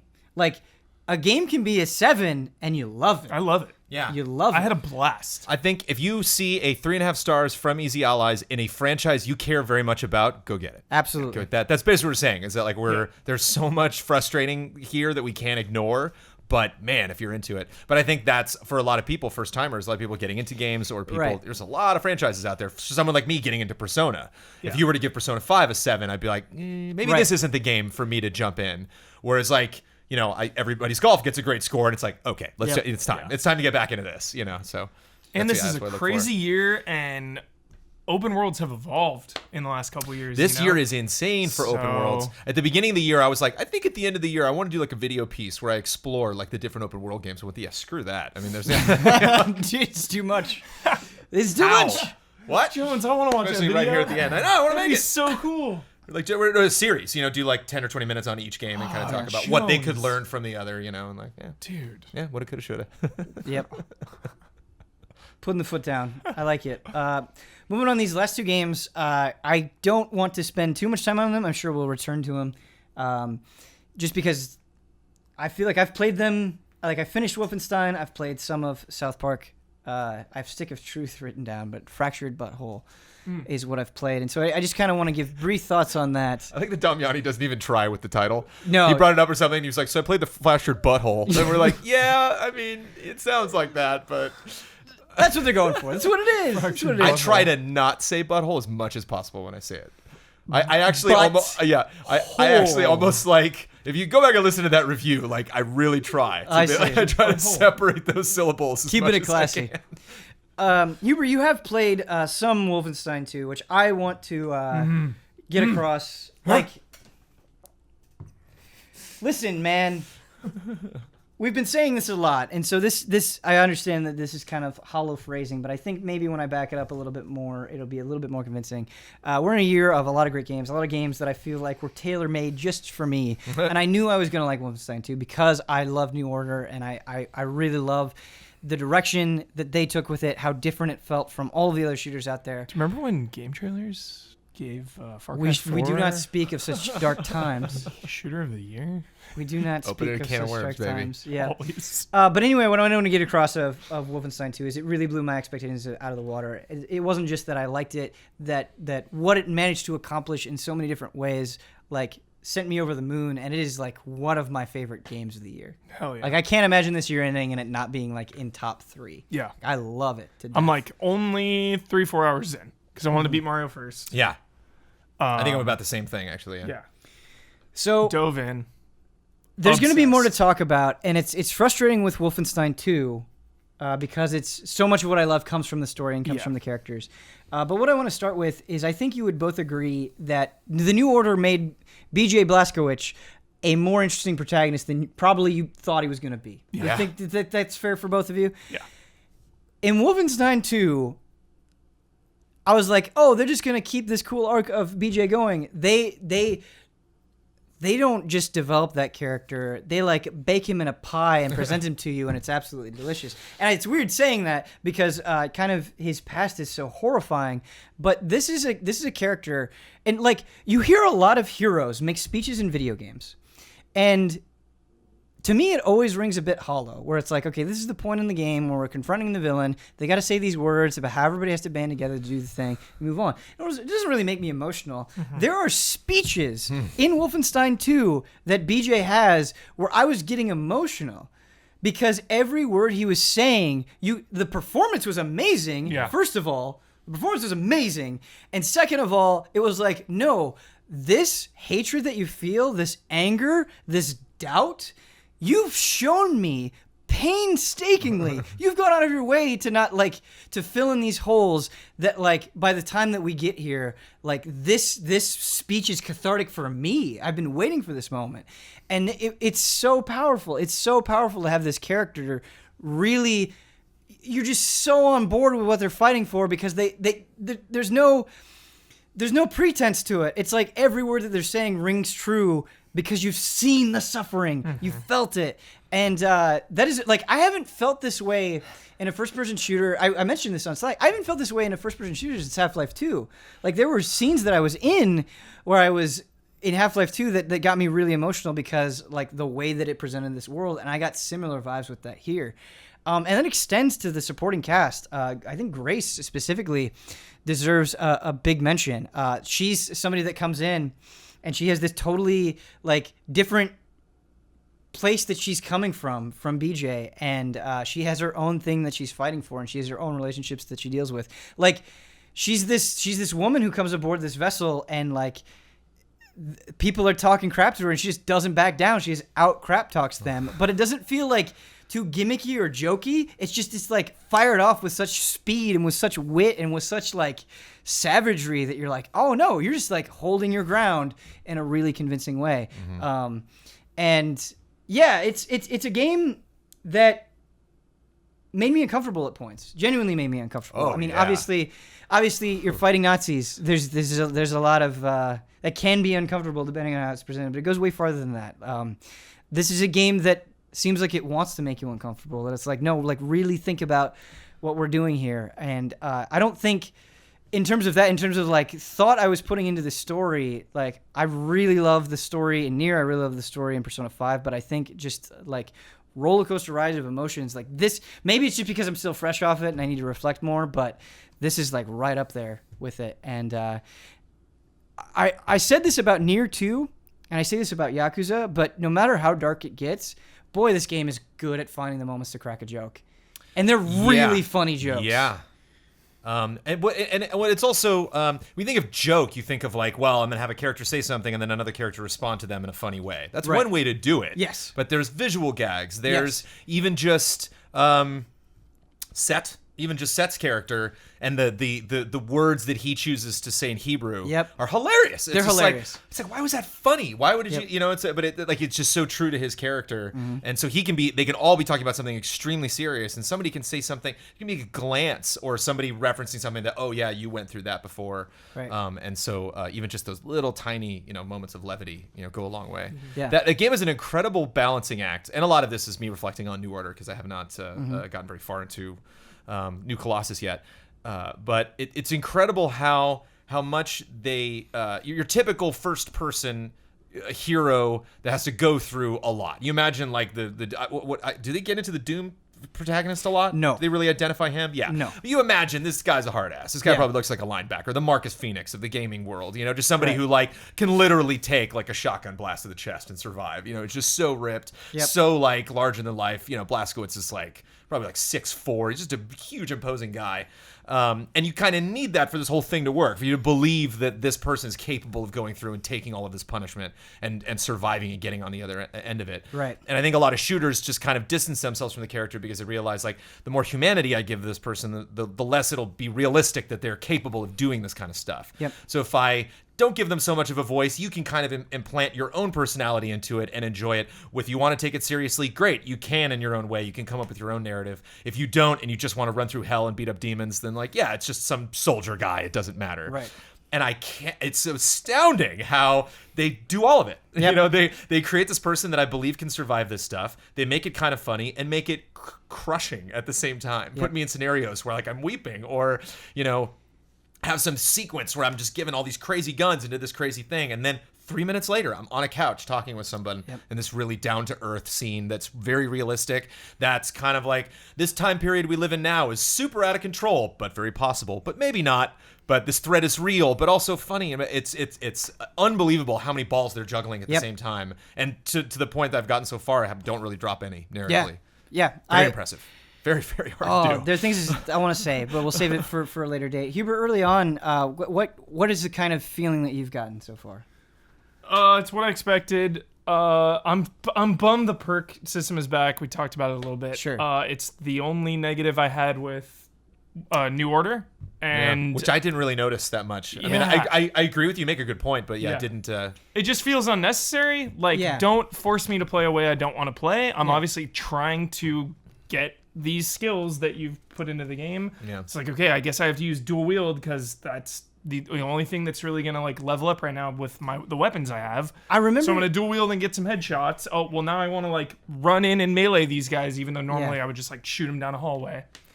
So I just feel like forced into a playstyle that I don't want to play like. So when you said that about New Order, Yeah. I was like, no, he's really right. Like there were moments where there were things that you had to get for the perks. I was like, I'm just never gonna do that. The only reason I would do that is to get that. I can imagine you kind of being bummed that it returns, but they do trim it down. Cool. Like it's not as much as before, and I was finding that I didn't really have to go out of my way for a lot of it. Okay. Where the situations that the game was presenting, it's like, nope, this is a horde. Like I need to dual wield here. Like I would just be naturally responding to the situation and getting perks. Cool. Or where it's like, oh, this is a big area I can totally stealth. I'm naturally getting. I'm gonna put it out of my mind. I'm not even gonna look at that tab anymore. But I'm not. Maybe other people feel that way, and maybe you'll feel that way when you finish the game. But there is one other thing: is you'll eventually unlock sort of like these side missions that you can do, where you fly to a particular location and you can just go and you can assassinate this dude. And they're not main missions. It's like it's almost like, hey, do you want to buff yourself up? You can go here. Really curious to see how those play out. Right. And so I wonder if maybe that will alleviate some of it, where it's like I kind of have this.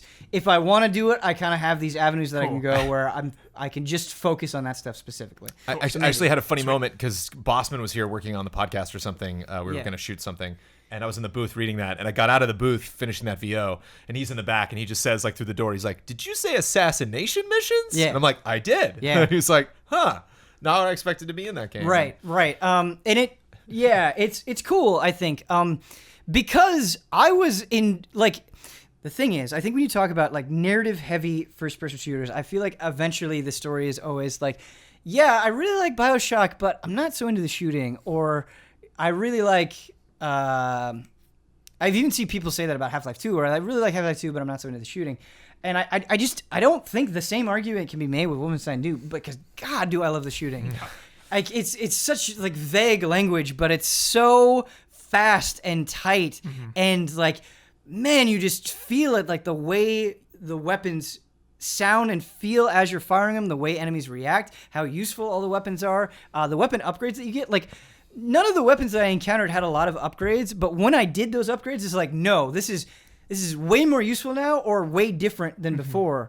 Like getting the scope on the assault rifle, and then getting like armor piercing on it. It's like, man, I can take down really big things that would have been a pain in the butt with this gun before. Yeah. And so it feels substantial, and like it's just so much fun to play. Like I think you could have a much weaker narrative than you have in Wolfenstein 2, and this would still be a very good game. I think they do a good job too with enemies and weapons.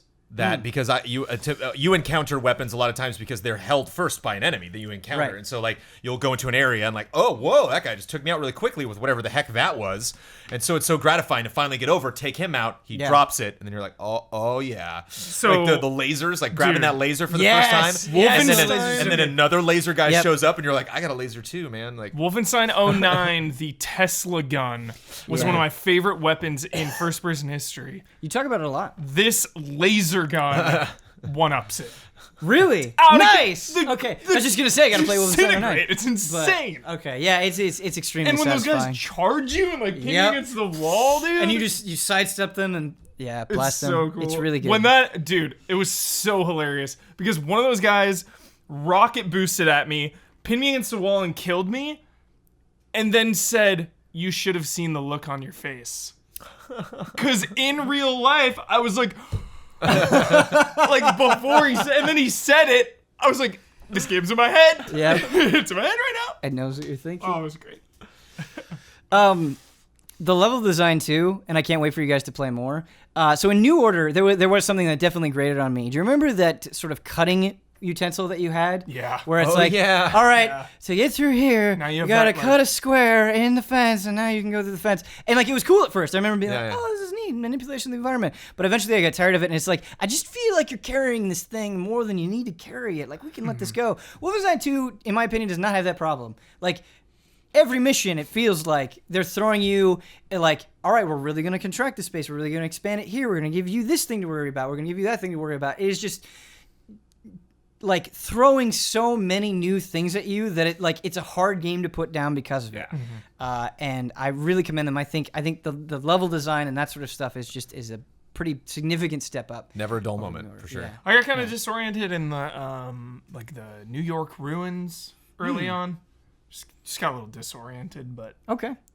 I don't remember. I think it was me, man. It was operator error, but I was like wandering around in circles for a little bit. Sure. I was like, where am I going here? Sure. Because I like that though. That like Yeah. when you bring up the hint thing, it's like go over there, gone. Yeah. It's like whoa. I feel Like it doesn't want you to use it.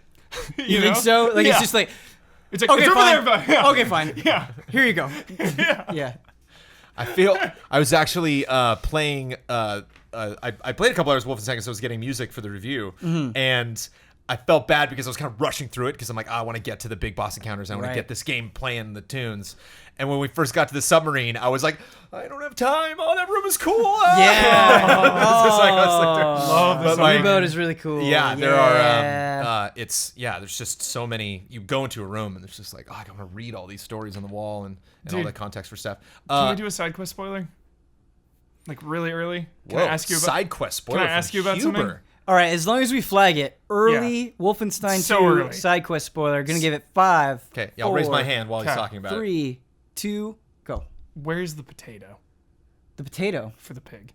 Oh, I don't know. I didn't feed the pig. Oh, okay. Didn't feed the pig. Okay. Can't answer that question. Gotta find that damn potato. I would search for I an did. hour, I did man. other side quests, but I think what I searched happened for an hour. is I was like, all right, feed the pig. I'm assuming because I'm going to be going all over this place that I'll eventually just find it. Yeah. And I kind of put it in the back of my mind. And I never like actively searced for it, but I also didn't like passively come across it either. I probably missed it somewhere obvious. Damn. Yeah, I didn't feed the pig. I have I wouldn't necessarily call it a complaint, but this game pisses me off when I die, man. Like I find like a lot of other games when I die, I'm just kind of like, okay, well that was on me, you know. I Yeah. fell over, like, well, that war chief in Shadow War really got the best of me. Almost every time I die in Wolfenstein, it's like, oh, all right. Look, okay, you know, I'll spend like the I really want to see you do that. like fuming, because it's a hard game. There's just a lot going on. Like you get Yeah. flanked very, very easily. There was one part in that rubble where there's this weird like staircase area where it was like first floor to second floor to third floor, and I couldn't. I'm like, where do you want me to go Yeah, here? Like it's yeah. like, well, not like Disorienting. trying to find which way I needed to go to progress the level. Yeah. But there's just a lot of bad guys in this room, and it Yeah. seemed like every spot I stopped to be like, okay, let me shoot some guy with shotgun. Like, oh, come on. Yeah. Like, I played but it's kind through of a it- love-hate thing, you know. It's like I want the game to push me, you know. Like Yeah. the difficulties are called like "hurt me, daddy," you know. Right. Like, it's just that kind of Bethesda mentality. I don't remember what the difficulty setting was named, but I played through that game beginning to end in the one that was like the medium difficulty for experienced gamers. Bring them on. Was it Bring 'em On? Because there was Bring one 'em that On. was the medium difficulty for casual gamers. Yeah. Yeah. And then there was medium difficulty Whatever. for I'm the experienced gamers. next stop down. Okay. So I played the medium difficulty for experienced gamers, and like they just chew through your health so quickly. Yeah. And that's again something that I like about it so much is you just you it's not just about shooting good, it's about moving and shooting good. And you really have to get those two skills down. And I remember starting axe kills. and just dying and dying and dying and like eventually learning, and I got into a rhythm where I was like fluidly dodging guys, hitting that guy, being like, okay, that guy's behind me. Like I just felt myself getting so much better because of how effectively it was pushing against me. And Jones, I think you will overcome that hurdle as well, and it'll feel real good. And again, I was talking about the balance. Like Yeah. then it makes sense when he like finally gets to a cutscene and Blazkowicz like pulls himself out of a hole and is like, ugh, Yeah. like right there with you, man. it should be tough. Yes. It should be brutal. You should bleed a lot to get through it. My iPad is dying. That's worrying. All right, moving on.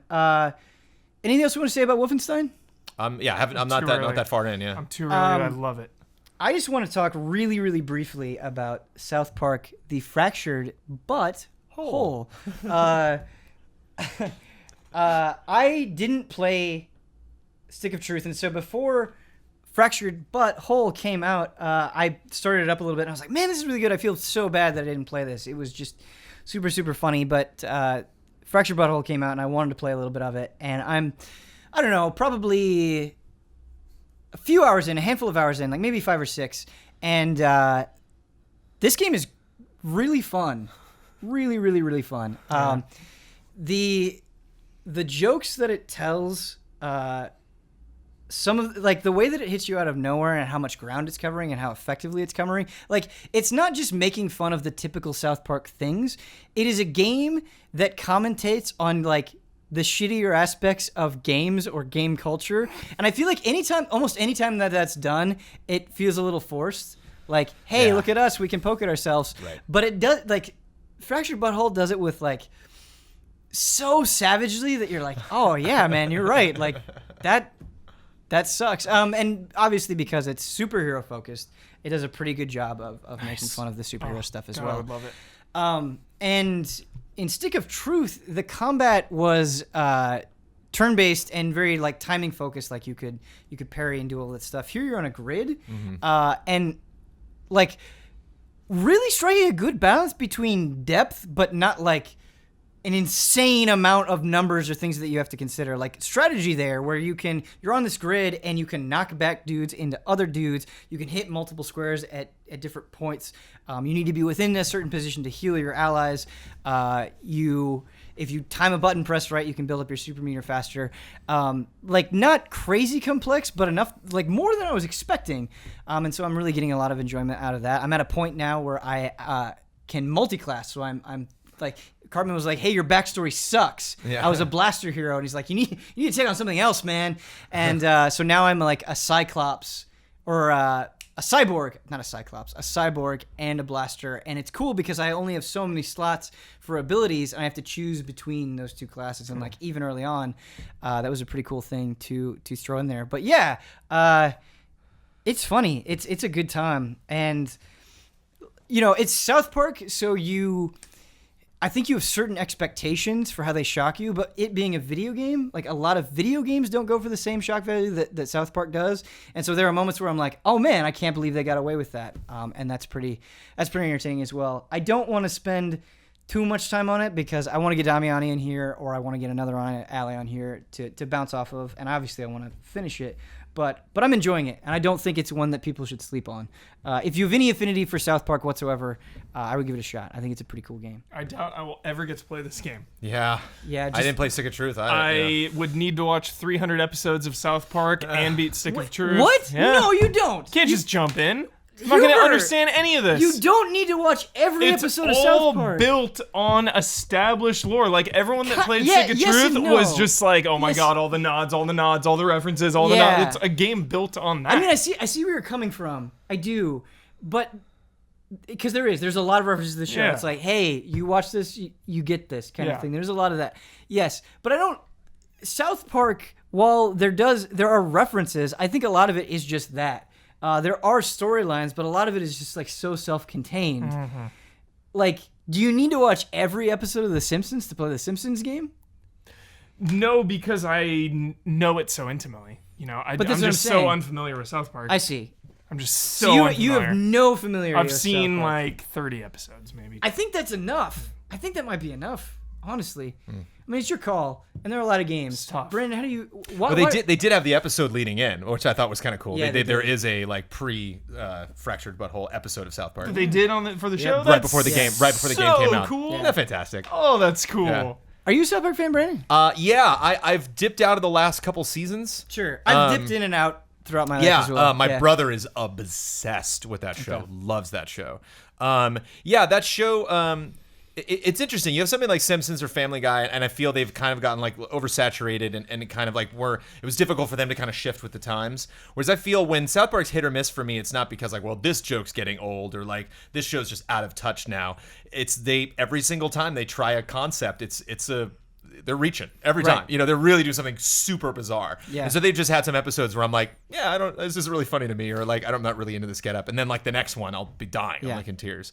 I love South Park. And I love, I actually, I love South Park. I love Matt and Trey even more. I think more than any singular thing that they've produced, I'm just so impressed by the work that they do, how they handle it. Neither one of them is on Twitter. They don't care. It's like they're not into social media. They don't need to impress people. Like they deliberately will throw interviews because they're just like, it doesn't matter to us. Like they'll do acid and go to the Oscars. Like they'll be wearing dresses and and so I'm so impressed. They remind me of like I tried to be like that and have that kind of sense of humor when I was in high school, and it made me kind of insensitive. Like I would like play pranks on people and people would kind of be the butt of the joke sometimes. And then I see South Park and I'm like, that's how you do it. Like you bring everybody in. You make it so it's like we're not really pointing the finger at anybody. We're pointing the finger at everybody. You know, like we're all dumb. Everybody in this world. If you are in South Park, you have a critical flaw.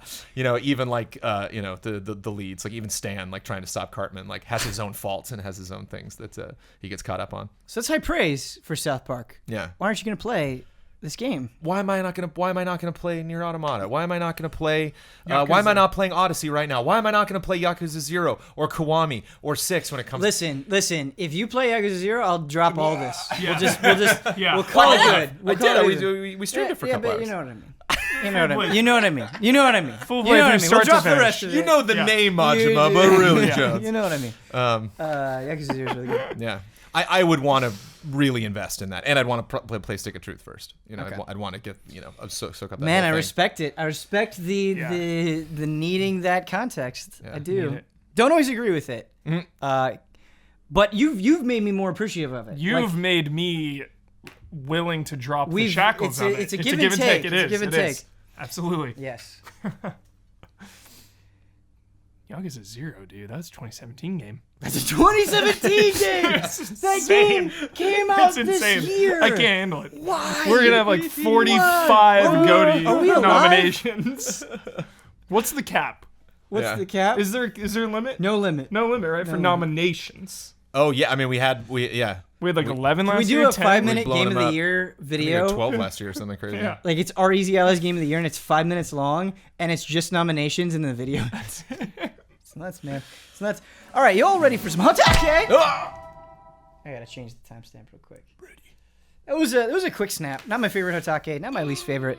You didn't We're start getting me. by. You usually startle me. That Yeah, time it was a little bit more bite. It was an excited one though.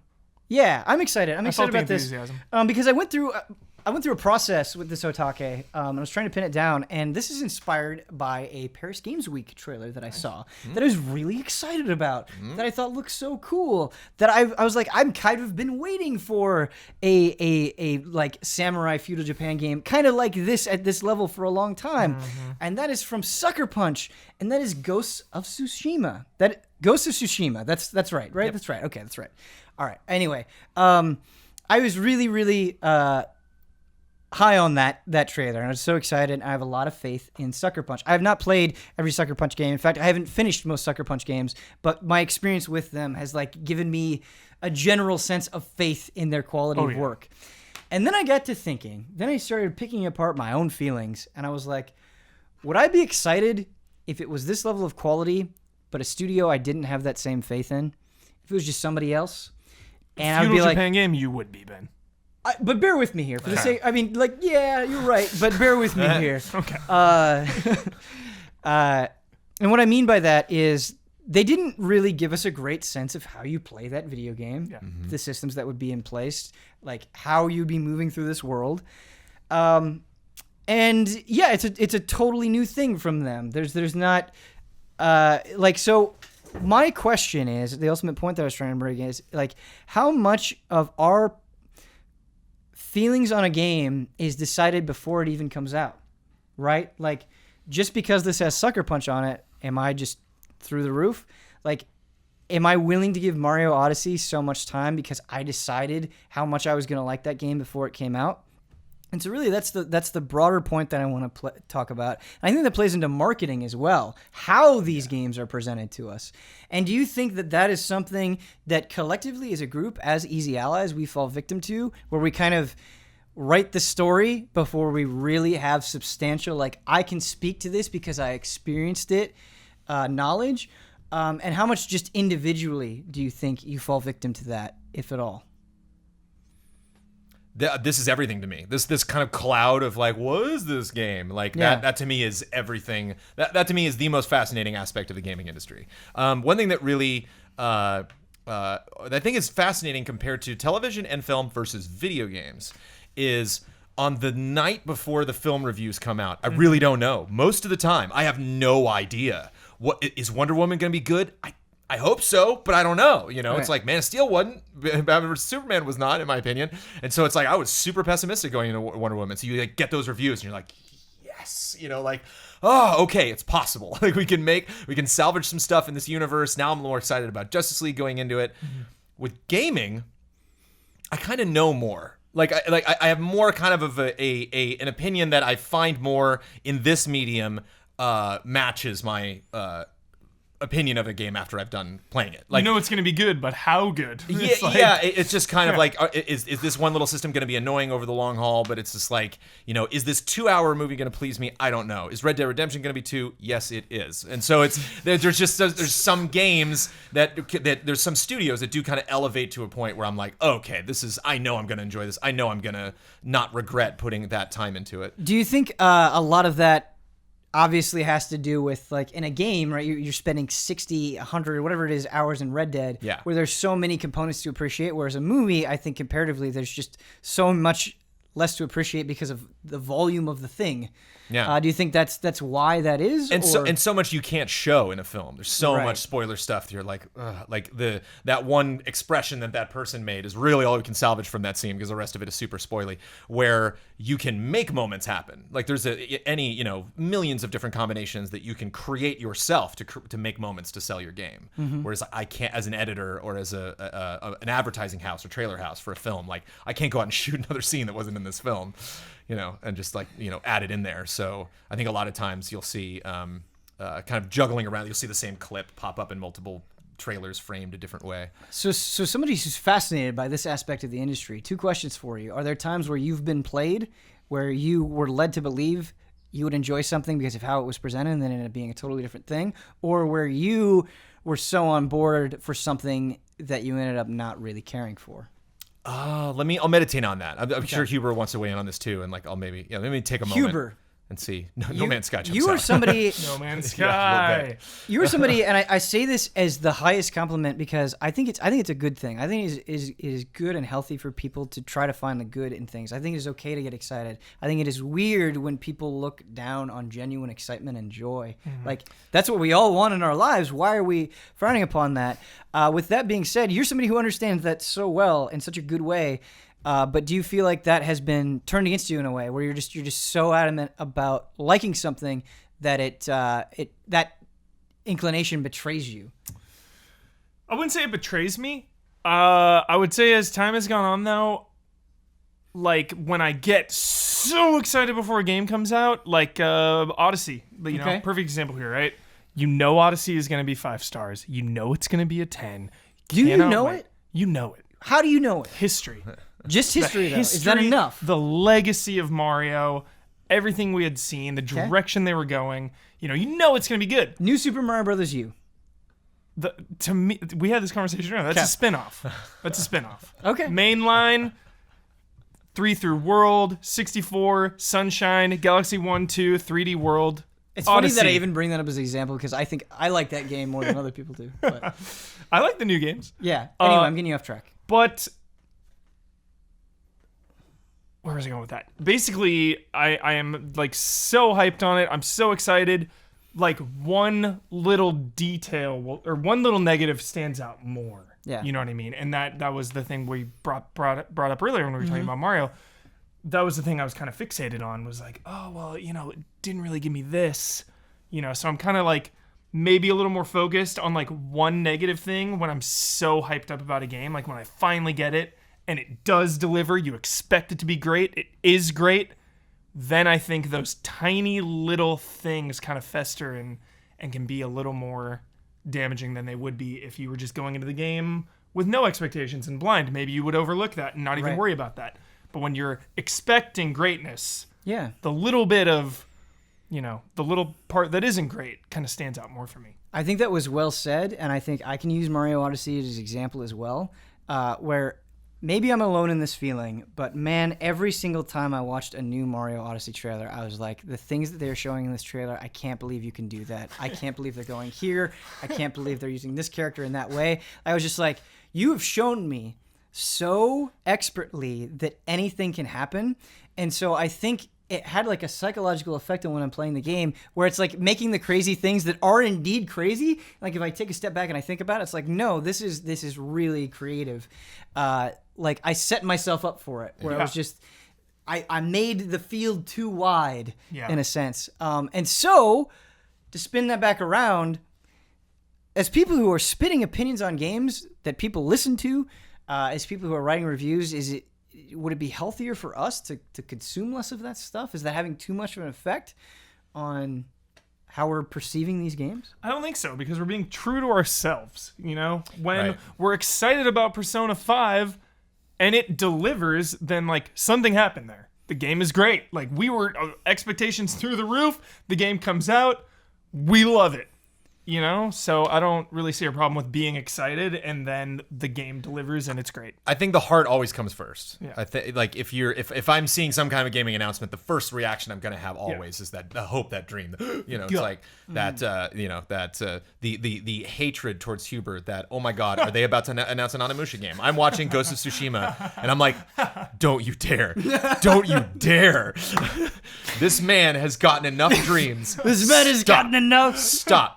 You're gonna give me Bully or something before he gets an Onimusha, or it's over. Let's get between Bully us. back. Listen, man. You're gonna give me a new Tenchu open world game before any of this Onimusha nonsense. I just want Phantasy Star Online 2 localized. Yeah, right. I You know what I mean? realize they're fan translations. Give me I just Animal want an Crossing on official Switch localization. before Huber gets one more damn thing.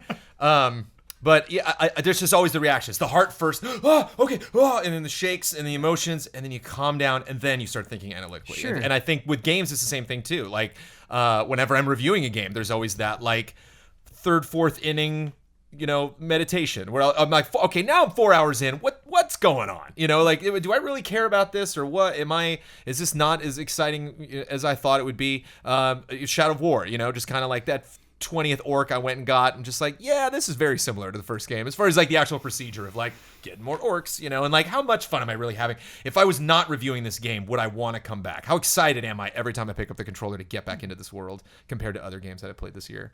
Batman, Telltale, you know, am I giving Telltale a pass here on this game because I love Batman so much, or is this an interesting story? You know, like how would a not Batman fan approach this? And I just think that takes time. So a lot of times when you see us say something and you think like, well, they're only saying that because they're a fan. The comments that we make, the opinions that we have, are a part of a constantly evolving process. You know, like all the best games that we had this year, my goatee has changed constantly. You know, where I'm just thinking, you know, a new game pops up where it's like, God, I didn't think we'd be talking about that, but here we are. It's like this year for me has deteriorated the concept of Game of the Year. Yeah. Where it's like all of these rockets are shooting at this moon and just blowing it up. It's like, we live in a different world now. And I don't, there cannot be one. And I don't think us coming up with the Game of the Year for this year is like making some declarative statement where like, this was the best game. Right. It's just kind of like, okay, 2017 happened. Let's, now that the dust has settled, or, you know, like before people start giving us amazing games, let's just shut that door, say, quiet, leave us alone for like a couple days and just figure it out. And just see like, where are we at now? Now in January, what is the 2017 Game of the Year? So we're talking about 2017, being crazy. Let me flip this whole conversation around on you then. There's a lot that we're not playing. Yeah. There's a lot. You guys know that there's a lot. There's a lot that you want us to talk about, to do videos on, that we're not playing because there's been so much. We're drowning in this pool. And we have to make choices. That's just the fact of the matter. What we choose to play in our free time, what we choose to play for work, these are all choices that we're making. These are conscious decisions. And there's a lot that we're not playing. Do you think a lot of that has to do with us sort of having a feel for a game before it comes out, watching a trailer and being like, I don't think that's for me, and then moving on? Mm-hmm. Is that fair? Should we step with a little bit more caution in that sense? Caution meaning, well, I think it is caution. That's the reason why we're not playing, you know, like some of these games. What do you think is the reason for that caution? I I think for me, the big thing, and this might not be the answer that you're looking for, but I think a lot of this has to do with balance with the other allies. If 6 allies are playing a game, I really got to question, is it worth for me really investing in this? Yeah. So I tend to seek out experiences that I know other allies aren't going to have.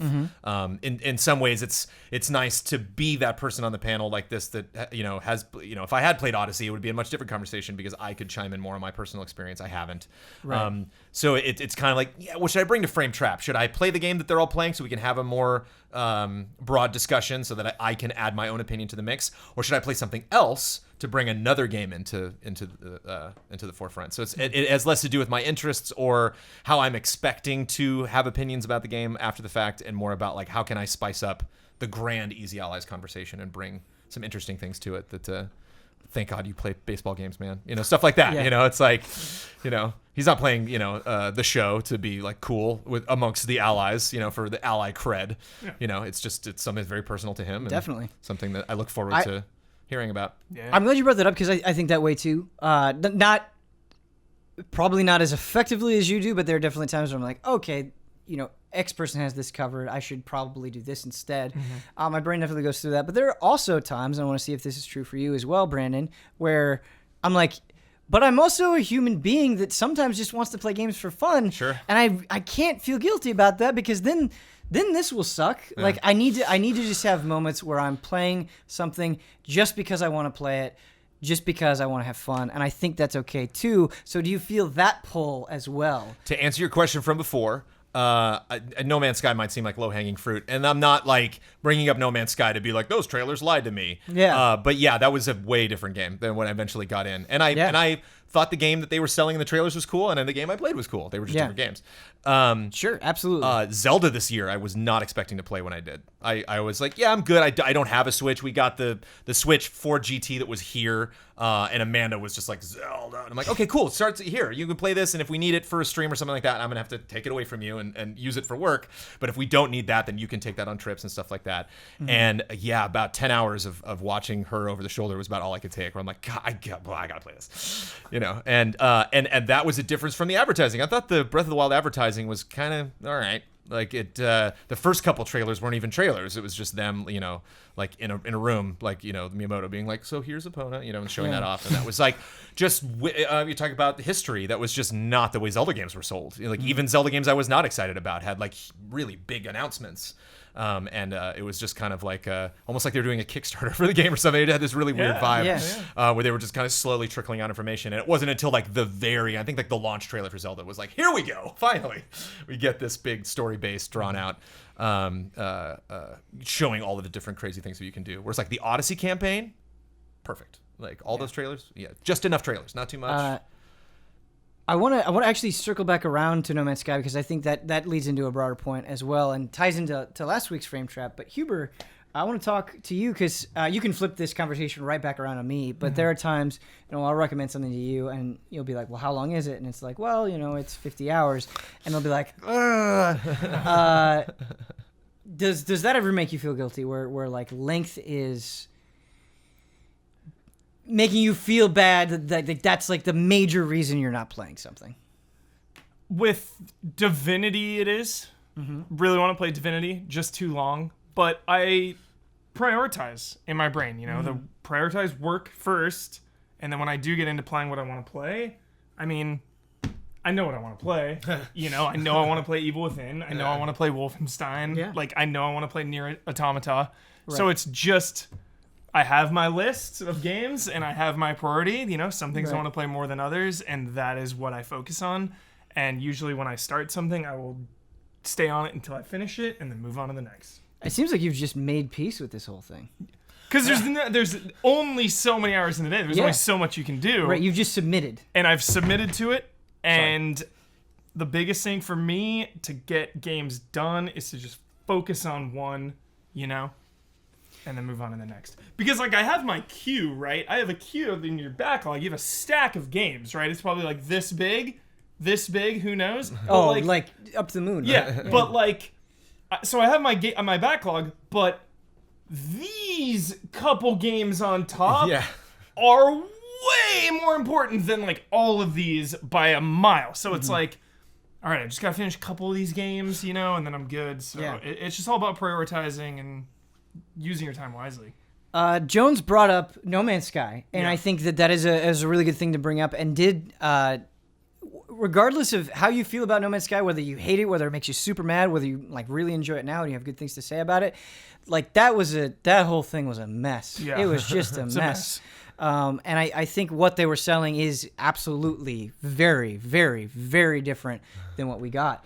But that's a controversy that I think is like specific in that sense, but you also have this whole loot box thing that I think is coloring people's impressions of these games before they even play them and giving them a bad taste in their mouth. Sometimes you get that with season passes. Sometimes you get that with online connectivity or the game just straight up not working at launch. And so you have all these I feel like every year we got all these like mini explosions of controversies with games coming out that definitely maybe move those things in our priority list. And so my question to you, Huber, is do you think it's fair to kind of hear that stuff and be like, oh, I'm going to back away without really digging into it as somebody who covers games? And secondly, how important is it to you to give that a fair shake once it's fixed? Give everything a fair shake. This Shadow of War controversy came out, and people are just so quick and ready to throw grenades at it. Like, F this, F that. And it's like a day later, Polygon did like the most in-depth, thorough article about, they're like, everything you need to know. Here it is. And it was like, I beat the entire game. I bought like one loot box. You don't need to buy them at all. Yeah. Okay. Done. And it's like, and everyone is like, screw it, loot boxes. And it's like, if you just get informed, like there's a lot less you're going to be angry about if you just get informed about some things, Yeah. So just stay informed. So last episode of Frame Trap, we were talking about loot boxes, and I think the perspective that I was coming from is I actually didn't know. I was uninformed at how insidious or not insidious the loot boxes were in Shadow of War, but the way that the internet took it up, they're like, you have to pay to get the ending, or just like these quick hot takes on things, where I just thought the idea of me like typing into Google like, what's going, like, do I need to pay for, like, we've just reached that point, I think, where such a question is feasible. Yeah. And we've had probably examples that are much, much, much worse than that I think so many people are choosing to, and I'm not saying that this is right, I'm trying to understand what's happening.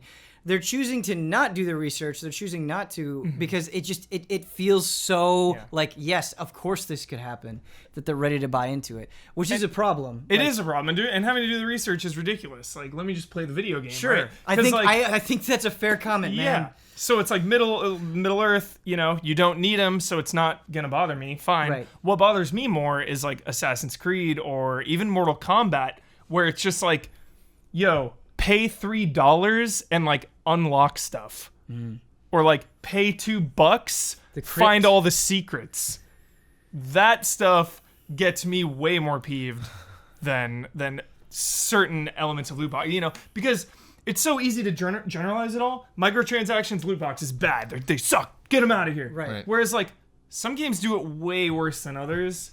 So I'm not going to condemn something immediately for it having these things. It's a case to case. Yeah. I think everything you're saying, I totally agree with. But as you just described, that you're like, hey, there's this really big in-depth Polygon article, which I admittedly have not read myself. There's this big in-depth Polygon article that explains everything you need to know. It's like, it is crazy that I have to read some like dissertation that I have to read this and be like, okay, now I know what's up. Now I know. Totally. Where this game stands. I wouldn't have read that, but then I heard everyone's like freaking out. I'm like, what? Okay, what is going on here? Like, let me.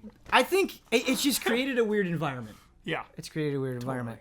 Brendan, you as somebody who reviewed Shadow of War, is the world making too big of a deal of this? Is it just like not as bad as it seems. Well, there's just not an absolute truth with a lot of these things. Yeah. Like, I think there's some things we can agree on, like bad frame rates, Damiani with poor hit detection. Like, there's some things in games that just kind of like upset us all the time. Yeah. But like, I just don't think it's hard when you approach an issue like this and you're like, hey, I think loot boxes are bad, period. It's like, that's a little short-sighted, I think. Like, there are ways to do that. There are games that have loot boxes that no one's complaining about. You know, like, I think there's a lot of different steps to, like, how you advertise it, like you were saying, how you explain it, how upfront you are about it. And I think that's, like, specifically with loot boxes, that's, like, one of the big issues is that, like, publishers are scared to talk about it. You know, they're just like, oh, we'll just leave it in there and then not talk about it. And it's like, you need to. Clearly, there's a rising fire in this industry, in this community, with people that are upset about this done wrong. And if you don't say how it's done, they're going to assume you're doing it the worst way. Right. So if people make assumptions like that, that's fine. I think that's if it's not toxic, I think that's a safe thing to have in this industry because it makes publishers aware of steps they can take to make their games more satisfying for their fan base. But at the same time, just making those like blanket statements, just kind of being like, this is bad and is bad in every example, is bad in this game, bad all the time. Doesn't ring true with me. I think those are both pretty level-headed perspectives. I do think in some ways, like, especially, and I know they just announced that they're making changes, but it's crazy to me that we even have to have this conversation. I know. That we, like, I remember Blood saying... Dude, I'm sorry to cut you off, dude. It's okay. Evil Within 2, man? Yeah. You just pop it in. Yep. You don't have to worry about a damn thing, That's Ben. so true. You just put in the game, and you get to play it. You know what else happens with that? Mario Odyssey. Mario Odyssey. I remember Blood saying in Slack that he just like he just finished writing 3 paragraphs of like explanation and analysis on like the microtransactions in his Forza 7 review. That's a lot. And he's just doing his job. Yeah. But Right. like I think you have to take a look at that and like whatever side of the fence you fall on when you're like, I'm okay with this or not okay with this, it's like, isn't it a little bit excessive that we're having this conversation at all and then it has to get so elaborate and so detailed just to figure out if we want to play a game or how to feel about a game? It just seems a little weird. I think it's just showing, to bring it back around to the initial topic that spawned this conversation, Yeah, just we did spun out. the concept Spun of out. marketing and like, can we get to, can we formulate our opinions to, too much before we play a game and before we actually, deliver the opinion that matters, which was based on our experience with something. But like, I'll give an example like Life is Strange. So Life is Strange gets a sequel, different team, a prequel. So we're like, whoa, we don't know where this story's going. Question number 1, do we have time travel powers? And like imagine somebody from, I want to say Don't Nod, but it's not Don't Nod. I don't remember the name of the team that did Before the Storm. But imagine that team going into those interviews not prepared to answer that question. Right. Kind of going in and people being like, can I time travel? I'm like, no. And like, oh, well, I expected to. And just like, well, we don't like that mechanic. And you're like, oh. And then imagine this article that people write now where they're just like, this developer seems kind of out of touch or weird or whatever. I'm nervous about this, or maybe they haven't announced something yet. So it's, I think, something, and it's scary, and I admit that this industry can complain about some really weird stuff that you weren't expecting, but I think if you're, especially a AAA publisher, if you're going to make big games like Call of Duty or Destiny or Battlefront, you need to be aware of those issues that people are going to have and get ahead of them, and try to address that stuff beforehand. And it's tricky because you're essentially addressing a potential negative for your game, which I think is a huge no-no with these big companies. And I'm hopefully seeing in this age of growing social media that a more of an acceptance to kind of make fun of themselves and realize like, okay, we can make light of these things because we've made this mistake in the past, or we know you're probably going to assume that this thing we're doing is going to work out this way. But what if it's just all smiles and sunshine and rainbows the whole time? Sure. And you're leaving it up to your fan base or journalists to kind of find the holes there and be like, wait a minute, as opposed to starting that narrative yourself. Right. I think it's the era that we're in. You got to start doing it. Good. Well, thank you guys. Like I said, I thought that was a very level-headed approach. Mm-hmm. Not too snappy one way or the other. So I like. I gotta finish the retro today. I gotta get the podcast up, and all I want to do, thanks to you, is play Evil Within 2. There's a lot, Huber. Yes. It's Halloween's. All I want to do. You'll play it at night a little bit. Oh, I'm playing the hell out of that game today. Yeah. Good. Time for emails. If they don't get the Souls Retro Part 3 today, on the day of Halloween, they'll know what I did with my Halloween. You'll know. Here's what's up. Our first email comes in from Patrick. He says, "Hey, allies. I'm a longtime Nintendo fan, but I have a gripe about the current status of the 3DS. Nintendo's still making games for it, even after the Switch has been released. I'm not talking about I'm not talking about cross-generation games like Fire Emblem Warriors, which are released on both. No, I'm talking about the fact that Nintendo seems to want the 3DS to exist alongside the Switch, and for each of them to have their own separate games. The release of the 2DS XL seems to cement that Nintendo doesn't want the 3DS to die anytime soon, even though it was released in 2011. My question is, why is this? Isn't the whole point of the Switch that Nintendo's mobile and console development teams will be merging? Then instead of getting some games designed for a home console and others designed for a mobile console, we'll be getting all the games on one system. Imagine if every game available on the 3DS was on the Wii U as well. It's possible the console wouldn't have failed if that were the case. So why does Nintendo insist on releasing games such as Metroid, Samus Returns, and Pokemon Ultra Sun and Moon on the 3DS instead? Love to know your feelings, Patrick." Is it cheaper to develop on 3DS than Switch? That's my first question. It's cheaper not to rock the boat, I would imagine. It's Yeah. easier, to kind of like Yeah. stay the course than ask a Professor Layton or, a Phoenix Wright or these like games we've come to know in the 3DS. Be like, time to, upgrade. It kind of feels like sports games in a new gen, almost, where like it takes 2 or 3 years before there we go. Yep. And I think Nintendo's just avoiding it entirely. They're just like, no, we really want you to maximize that. And I can totally see Nintendo being stuck in the rut kind of a little bit with their ideology, because I know it might seem, and it did to me, and it is surprising how much they're supporting the 3DS just personally. You got a handheld, you got your system that's both. You don't need this 3DS, but it's like every Nintendo handheld ever since the Game Boy has coexisted with whatever home console was released at the same time. So like, this is the way they operate. They're just doing what they did before. I'm surprised they're still doing it, given how much radical changes I've seen in Nintendo this year that I've been very impressed with. But I think they're just old habits. See, to me, it makes total sense, like absolute and complete sense, because you have so many people that have a 3DS, and you have a lot of people out there that are in love with the Switch or got the Switch and are excited about it and haven't had a Nintendo console for a while and want stuff on Switch. But I feel like you're getting so many things on Switch. I think this has been a strong year for the Switch. But when you have a market that is so big as the 3DS, and you have a lot of people who are not going to get rid of their 3DSs, they will still have a Switch. Why not, as a business, especially early on, especially when you're thinking out, like before release, like, all right, let's hedge our bets here. Let's keep supporting this platform that we know is a sure hit, while we also try to build up this thing that we're not sure is a sure hit. And like as a business, if you have something that's doing well, why wouldn't you let that do well for absolutely as long as possible? Yeah. And I feel like if a handheld came out now, too, it'd be stepping on the Switch's toes. So you got to ride 3DS a couple more years while Switch gets established. You don't want to all of a sudden next year E3 rolls around. Hey, new Nintendo handheld.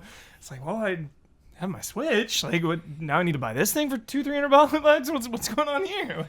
And I know not everyone feels this way, but to me, the way that it is working is I will play a game on Switch that I really like. I'll play a game that I enjoy on 3DS a lot, and I'm not constantly going like, oh man, I wish this was on a Switch. Like, maybe that would be cool, maybe it'd be fine, but it doesn't make that game like less good. I'm still the games that I'm enjoying on 3DS, I'm still enjoying, and I also have Switch. I don't think it has to be an either or situation all the time. That's just my take on it. I don't know. But I don't want a new Animal Crossing on 3DS, I'll tell you that much. Right. Like I want that game on Switch. So I think it is depending on certain franchises. Franchises that are very well accustomed. Every single time it comes out, it's on their handheld. Like the example that he brought up, the two examples he brought up. So he brought Pokemon Ultra Sun, Ultra Moon, and he brought up Metroid Samus Returns. I would maybe feel what you're describing a little bit more acutely if it wasn't like, no, they announced a new Metroid and Pokemon on Switch, like it's coming. Yep. And so I think, to me, it's like, all right, I'll enjoy what we've got now and enjoy that Switch stuff later. I like it. Hubert, I know you are not traditionally a fan of handhelds. Where are you kind of with this whole argument? Oh, I mean, I haven't used my 3DS in who knows how long. But you don't miss it. I don't miss it. You're good to go. Yeah. Okay. 3D Land, again, was the last handheld, or Link Between Worlds was after that? Yeah, Link Between Worlds. Link Between Worlds and 3D Land. the best in the biz. Haven't really needed a reason to go back to 3DS. Yeah. Well, I tried to get through Bravely Default, but I only got like 10 hours in and then stopped. Yeah. But I like that game. Yeah. I really like Bravely Default too. I need to play. Every second. Oh. Yeah, I know. Oh, Yep. that's on my backlog. Yep. It's about there. Our next email comes in from Aaron. He says, "Rally ho, allies." I like that. Listening to the loot box debate on Frame Trap number 40, the last episode, the general conclusion amounted to how loot box will only moderate or be removed as a reaction to either less sales of the games in question or as a result of public outcry. So either they'll make changes if it sells less or if people make enough of a stink about it. I was thinking about the latter, the public outcry, and why that works. My conclusion was that social status is a significant part of this industry. While publishers certainly care about their bottom line, you get the impression that publishers and manufacturers also care about how they are perceived in relation to each other. This obviously differs to substantial degrees. Konami doesn't seem to care about what anyone thinks about anything, but in my chosen case study, Electronic Arts seems to struggle between their desire for maximum profitability while also being important and relevant leaders in the industry. A logo that flashes before the mind's eye when the public think video games. We can see this in Battlefront 2, where they take pride in how the game is supposedly improved, taking on board criticisms of the original, but where they still feel the need to build the game's progression around loot boxes. Likewise, they got strangely and loudly defensive over being voted the worst company to work for. Or wasn't it the worst company in America? I think so, yeah. I don't think it was work for. Over multiple years in a row, releasing public statements that serve only to show the sting they felt. This affects the manufacturers as well, perhaps even to a greater extent. Recently, we hear that Microsoft are committing resources to fixing the Master Chief Collection and Xbox One X features. There's effectively no profit in this, and serves mostly as a PR win, trying to garner public faith and esteem and thus improving their social status within the industry. I'm wondering about the panel's thoughts on the concept of social status in the industry. Is it a meaningful thing to target in order to seek change? What publishers and manufacturers do you think care the most about social status? I can't speak for them.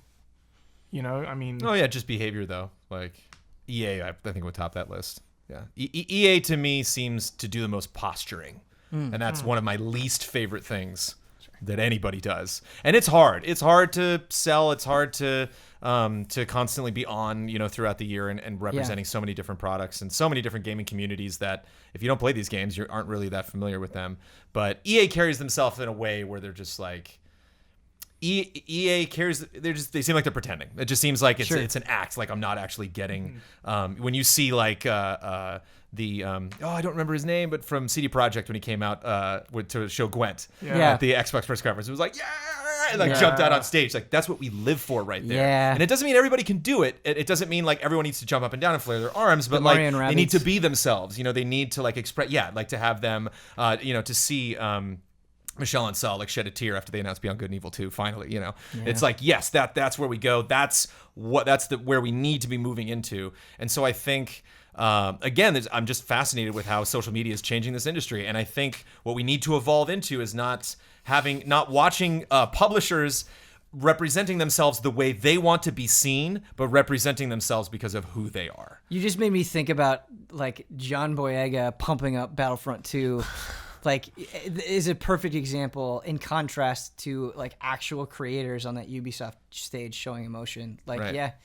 yeah. Or like when EA does that, it's like, all right, here's the indie section where you're gonna get that. Like, it just feels so forced. Like, I haven't agreed with everything Blizzard has done lately, but I get the sense that they care about their fans. Yeah, I feel. But there's no EA con. The truth and the love from Blizzard. Sorry. No, I was just saying I know they have loot boxes and, monthly subscriptions for WoW and stuff, but I still get the love from them. I don't even play that much Overwatch, and I watch the developer updates from Jeff Kaplan. Yeah. Because, they're just so good. They're so good. I have no sense that dude is faking it. Yeah. Like, I feel like he's just trying to do right by this community. I really feel that. Yeah. Anyway... But to kind of circle back around on the actual question, do you think they care a lot about the way that they're perceived? I think Sony, Microsoft, and Nintendo probably care the most because they're the ones in the the battle, the console war. I think out of those right you now, know? Microsoft probably cares the most. Yeah. Like Microsoft really, really cares. Going back to the Xbox One, the first Xbox, to do backwards compatibility, like does not seem like a super savvy, sexy business play. That is to make fans happy. Like that is okay. We'll be doing this, but we're gonna put that in the category of you're welcome. Right. And so I think I see Microsoft making plays a lot more as opposed to when the Xbox One first launched and kind of their attitude about stuff that they were doing in the wake of so many projects, Scalebound, Crackdown 2 taking forever, or 3 taking forever.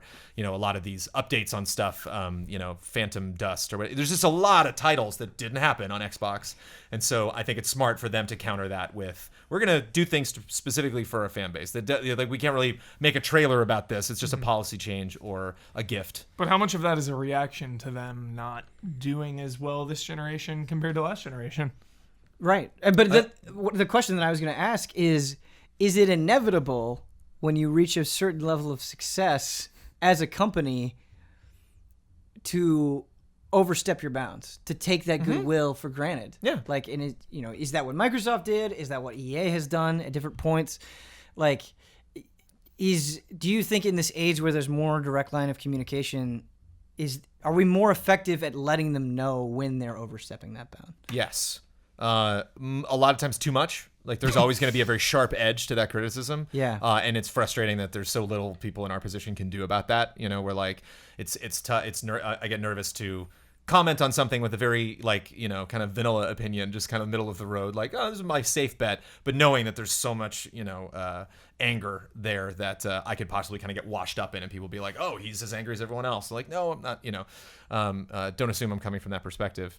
But yeah, it's crazy that somebody can just retweet you, or you can get a developer of note that's made games you've loved for 30 years on a rant on Twitter, going off. So I think it's an educational process, and it's frustrating that, or unfortunate that social media happened so fast that we didn't have time to kind of like grow up and understand like how we could use it and the positive aspects of it. We're all just kind of like, we all got the spotlight put on us, and we're all reacting differently. So the world is ending. Yeah, it's coming. It's building to something for sure. Yeah. All right. Our last question of the day. If there's anything else you guys want to say, I know there's a lot to dig into there. No, I love that topic. I could talk about that forever. I love it. All right. Our last question of the day, wrapping up the show, is from Brandon. I always got to give credit to Brandon. I mean this with absolute sincerity. He's always throwing his hat in the ring for Frame Trap. Doesn't always get picked. Every ring. Doesn't always get picked, but Q&A? like... Cover Jones? I think persistence is one of the best qualities a human being can have, and I like it. He's always coming at it from different angles. It's not like the same question over and over again. He's really giving it a different shake, and yeah. So good on you, Brandon. Seriously. Hello, everyone. Well, this year has been different with the avalanche of games being near constant as opposed to seasonal. I've been wondering, what games have you all played this year that were disappointments for you, or games you believe no one is giving a shot and is subsequently being overshadowed by everything else? You know, a game I love right now? Wait. I have a really, really good one first, and then like a Swimmin' in Sevens one. Okay. Both these games are overlooked in my opinion. Okay. First one, SteamWorld Frickin' Dig 2. Yeah. God, it's good! God! So good. It's pretty dynamite. Play SteamWorld Dig 2. Yeah. Just play it. You can play that game for 10 minutes or 3 hours. It's just pick it up, play it. I promise. I promise. You're not wrong. Yeah. You're not wrong. Next up, Ruiner. I forgot about Ruiner. I really like this game. It's got it's rough around the edges a little bit. Oh, we got to get you to talk about But Ruiner next time. It's got a really cool vibe, really nice aesthetic, and I like the combat. It's isometric top-down, but you have a melee. And a ranged. So it's all about kind of dashing around, getting some melee hits in, backing away, shooting. Really cool flow. I like it. I like the game. Swimming in Sevens. Swimming in Sevens. Great 7. Two games that I think are being overlooked. We just talked about 3DS games. And I think this is my own fault. I haven't like been able to get stuff out that I wanted to for these games, but Etrian Odyssey 5 and Monster Hunter Stories. I almost said Monster Hunter World. Monster Hunter World's coming. Monster Hunter Stories, I think, are both, really, really, really strong. Brandon, I got nothing. you got nothing? Yeah, because I think a lot of my games that I've been playing on the side are all either getting good recognition or something like Fortnite, where it's I was just gonna kinda say, like, I want to give you this is credit just my for own, Fortnite. This is my own jam, you know. It's like, Yeah. well, but You were on Fortnite before Battle Royale. but I'm not playing Battle Royale. But that's the thing, It's like, it's like you were all this in game on is it. trending for reasons that I'm not currently enjoying it. You know what game really disappointed me that I was super excited for? I played it at a little Nintendo indie event and then played a little bit more of it and just got completely bored, just completely tuned out. Blaster Master Zero did not like Arms too. what I would. man. Yeah, I would say ARMS definitely as well. Mm-hmm. Yeah, that's a good one to bring. The thing is, though, with Blaster Master Zero, I was just like, I'm not into this. ARMS, it's a little bit more conflicting, where I'm so into it, it's just certain things frustrate me about that experience. So it's a little bit different, but yeah. Yours too good. I got a boring answer, Brandon. Sorry. mean, I can't think of either example. Do you I know didn't have it something? immediately, you know. It took me a second to really. It's a tough thing in 2017 to be like, you should be playing this. Yeah. It's like, Play whatever you can. Right. Like Play what just, you can. Just jump in the ocean. Yeah. You'll run into something. if there's a new release shelf in your gaming store, you can just take Right. throw a rock at it, and whenever it knocks off the shelf, you're probably set. Are you looking for anything particular today? You pick. Yeah. You pick. Dealer's choice. You pick. All right. So, are there any other disappointments? You didn't. I don't think you said any disappointments. I don't have any disappointments. I've been keeping a running tally of all the games I've finished this year. Nice. For whatever reason, again, because I just have to finish games that I start, I beat this game in 2017. Sniper Ghost Oh, Warrior yeah. 3. Yeah. I mean, that game seems fine. I just forgot. that- It's like a 5 or a 6. okay. Yeah. Less fine. Less fine. Less fine. Yeah, don't play it, really. Okay. But that was maybe like one of the lesser games that I've played this year. But like, I don't know if I've been disappointed. You know what Yeah. game we didn't bring up? Knack 2. Knack 2 was not a disappointment. Right. That's what I'm saying. That's what I'm saying. Yeah. Mad expectation. Yeah. All right. Yeah. I think that's going to be a frame trap. Thank you, Michael Huber, Brandon Jones, for your opinions. I really liked a lot of your opinions today. I thought you really put some effort forward. Thank you for talking about the games. A lot of good stuff on here. I can imagine in future episodes, a lot of this stuff will spring back up. Thank you, audience, for your understanding with the delays and all of that stuff. I look forward to doing this. Man, I really like shooting these. These is a lot of fun. Yeah. It's a lot of fun. Especially You would like right to? now. So many games. I know. Yeah, I think that's why it's especially fun for sure. I saw a comment that I think is like actually pretty good. A fair point is they're like, hey, Frame Trip was supposed to be about everything, you know, movies, music, whatever you guys are feeling. And I was like, yeah, you're right, and I enjoy that stuff too. It's just, man, we're slammed. Like, games will always come first, and there's a lot of first right now. Yeah. So we'll get back there. We'll get there No eventually. real movies or games right now, really. I mean, Stranger Things. But been so I think bad we're all about- chipping away at it. Haven't even started. Want to. I've seen a lot of dumb horror movies this. Nice. I watched the entire Saw franchise, Oh, which funny. I had Like, not. at I had once? not seen any of it. Maniac. I knew the twist at the end of one. I knew Yeah. like the major point. Yeah. And I was like, so I was like, all right, let me watch the first Saw, and then I'm like, is Saw 2 on Netflix? And like they're all on Netflix, and I was like, oh, Here I dear. go. So yeah, just kind of half watching, half working, you know, just Yes. like having it on in the background. It's a good. Saw's a good half watch a lot of Yep, times. yep. All right. If you would like to sponsor the show, please go to patreon.com/easyeyes. That's where you can find the most information about us and how to support us and how to sponsor the show if you're into it and there is something you would like us to represent. Thank you all so much for watching, and we will see you next time.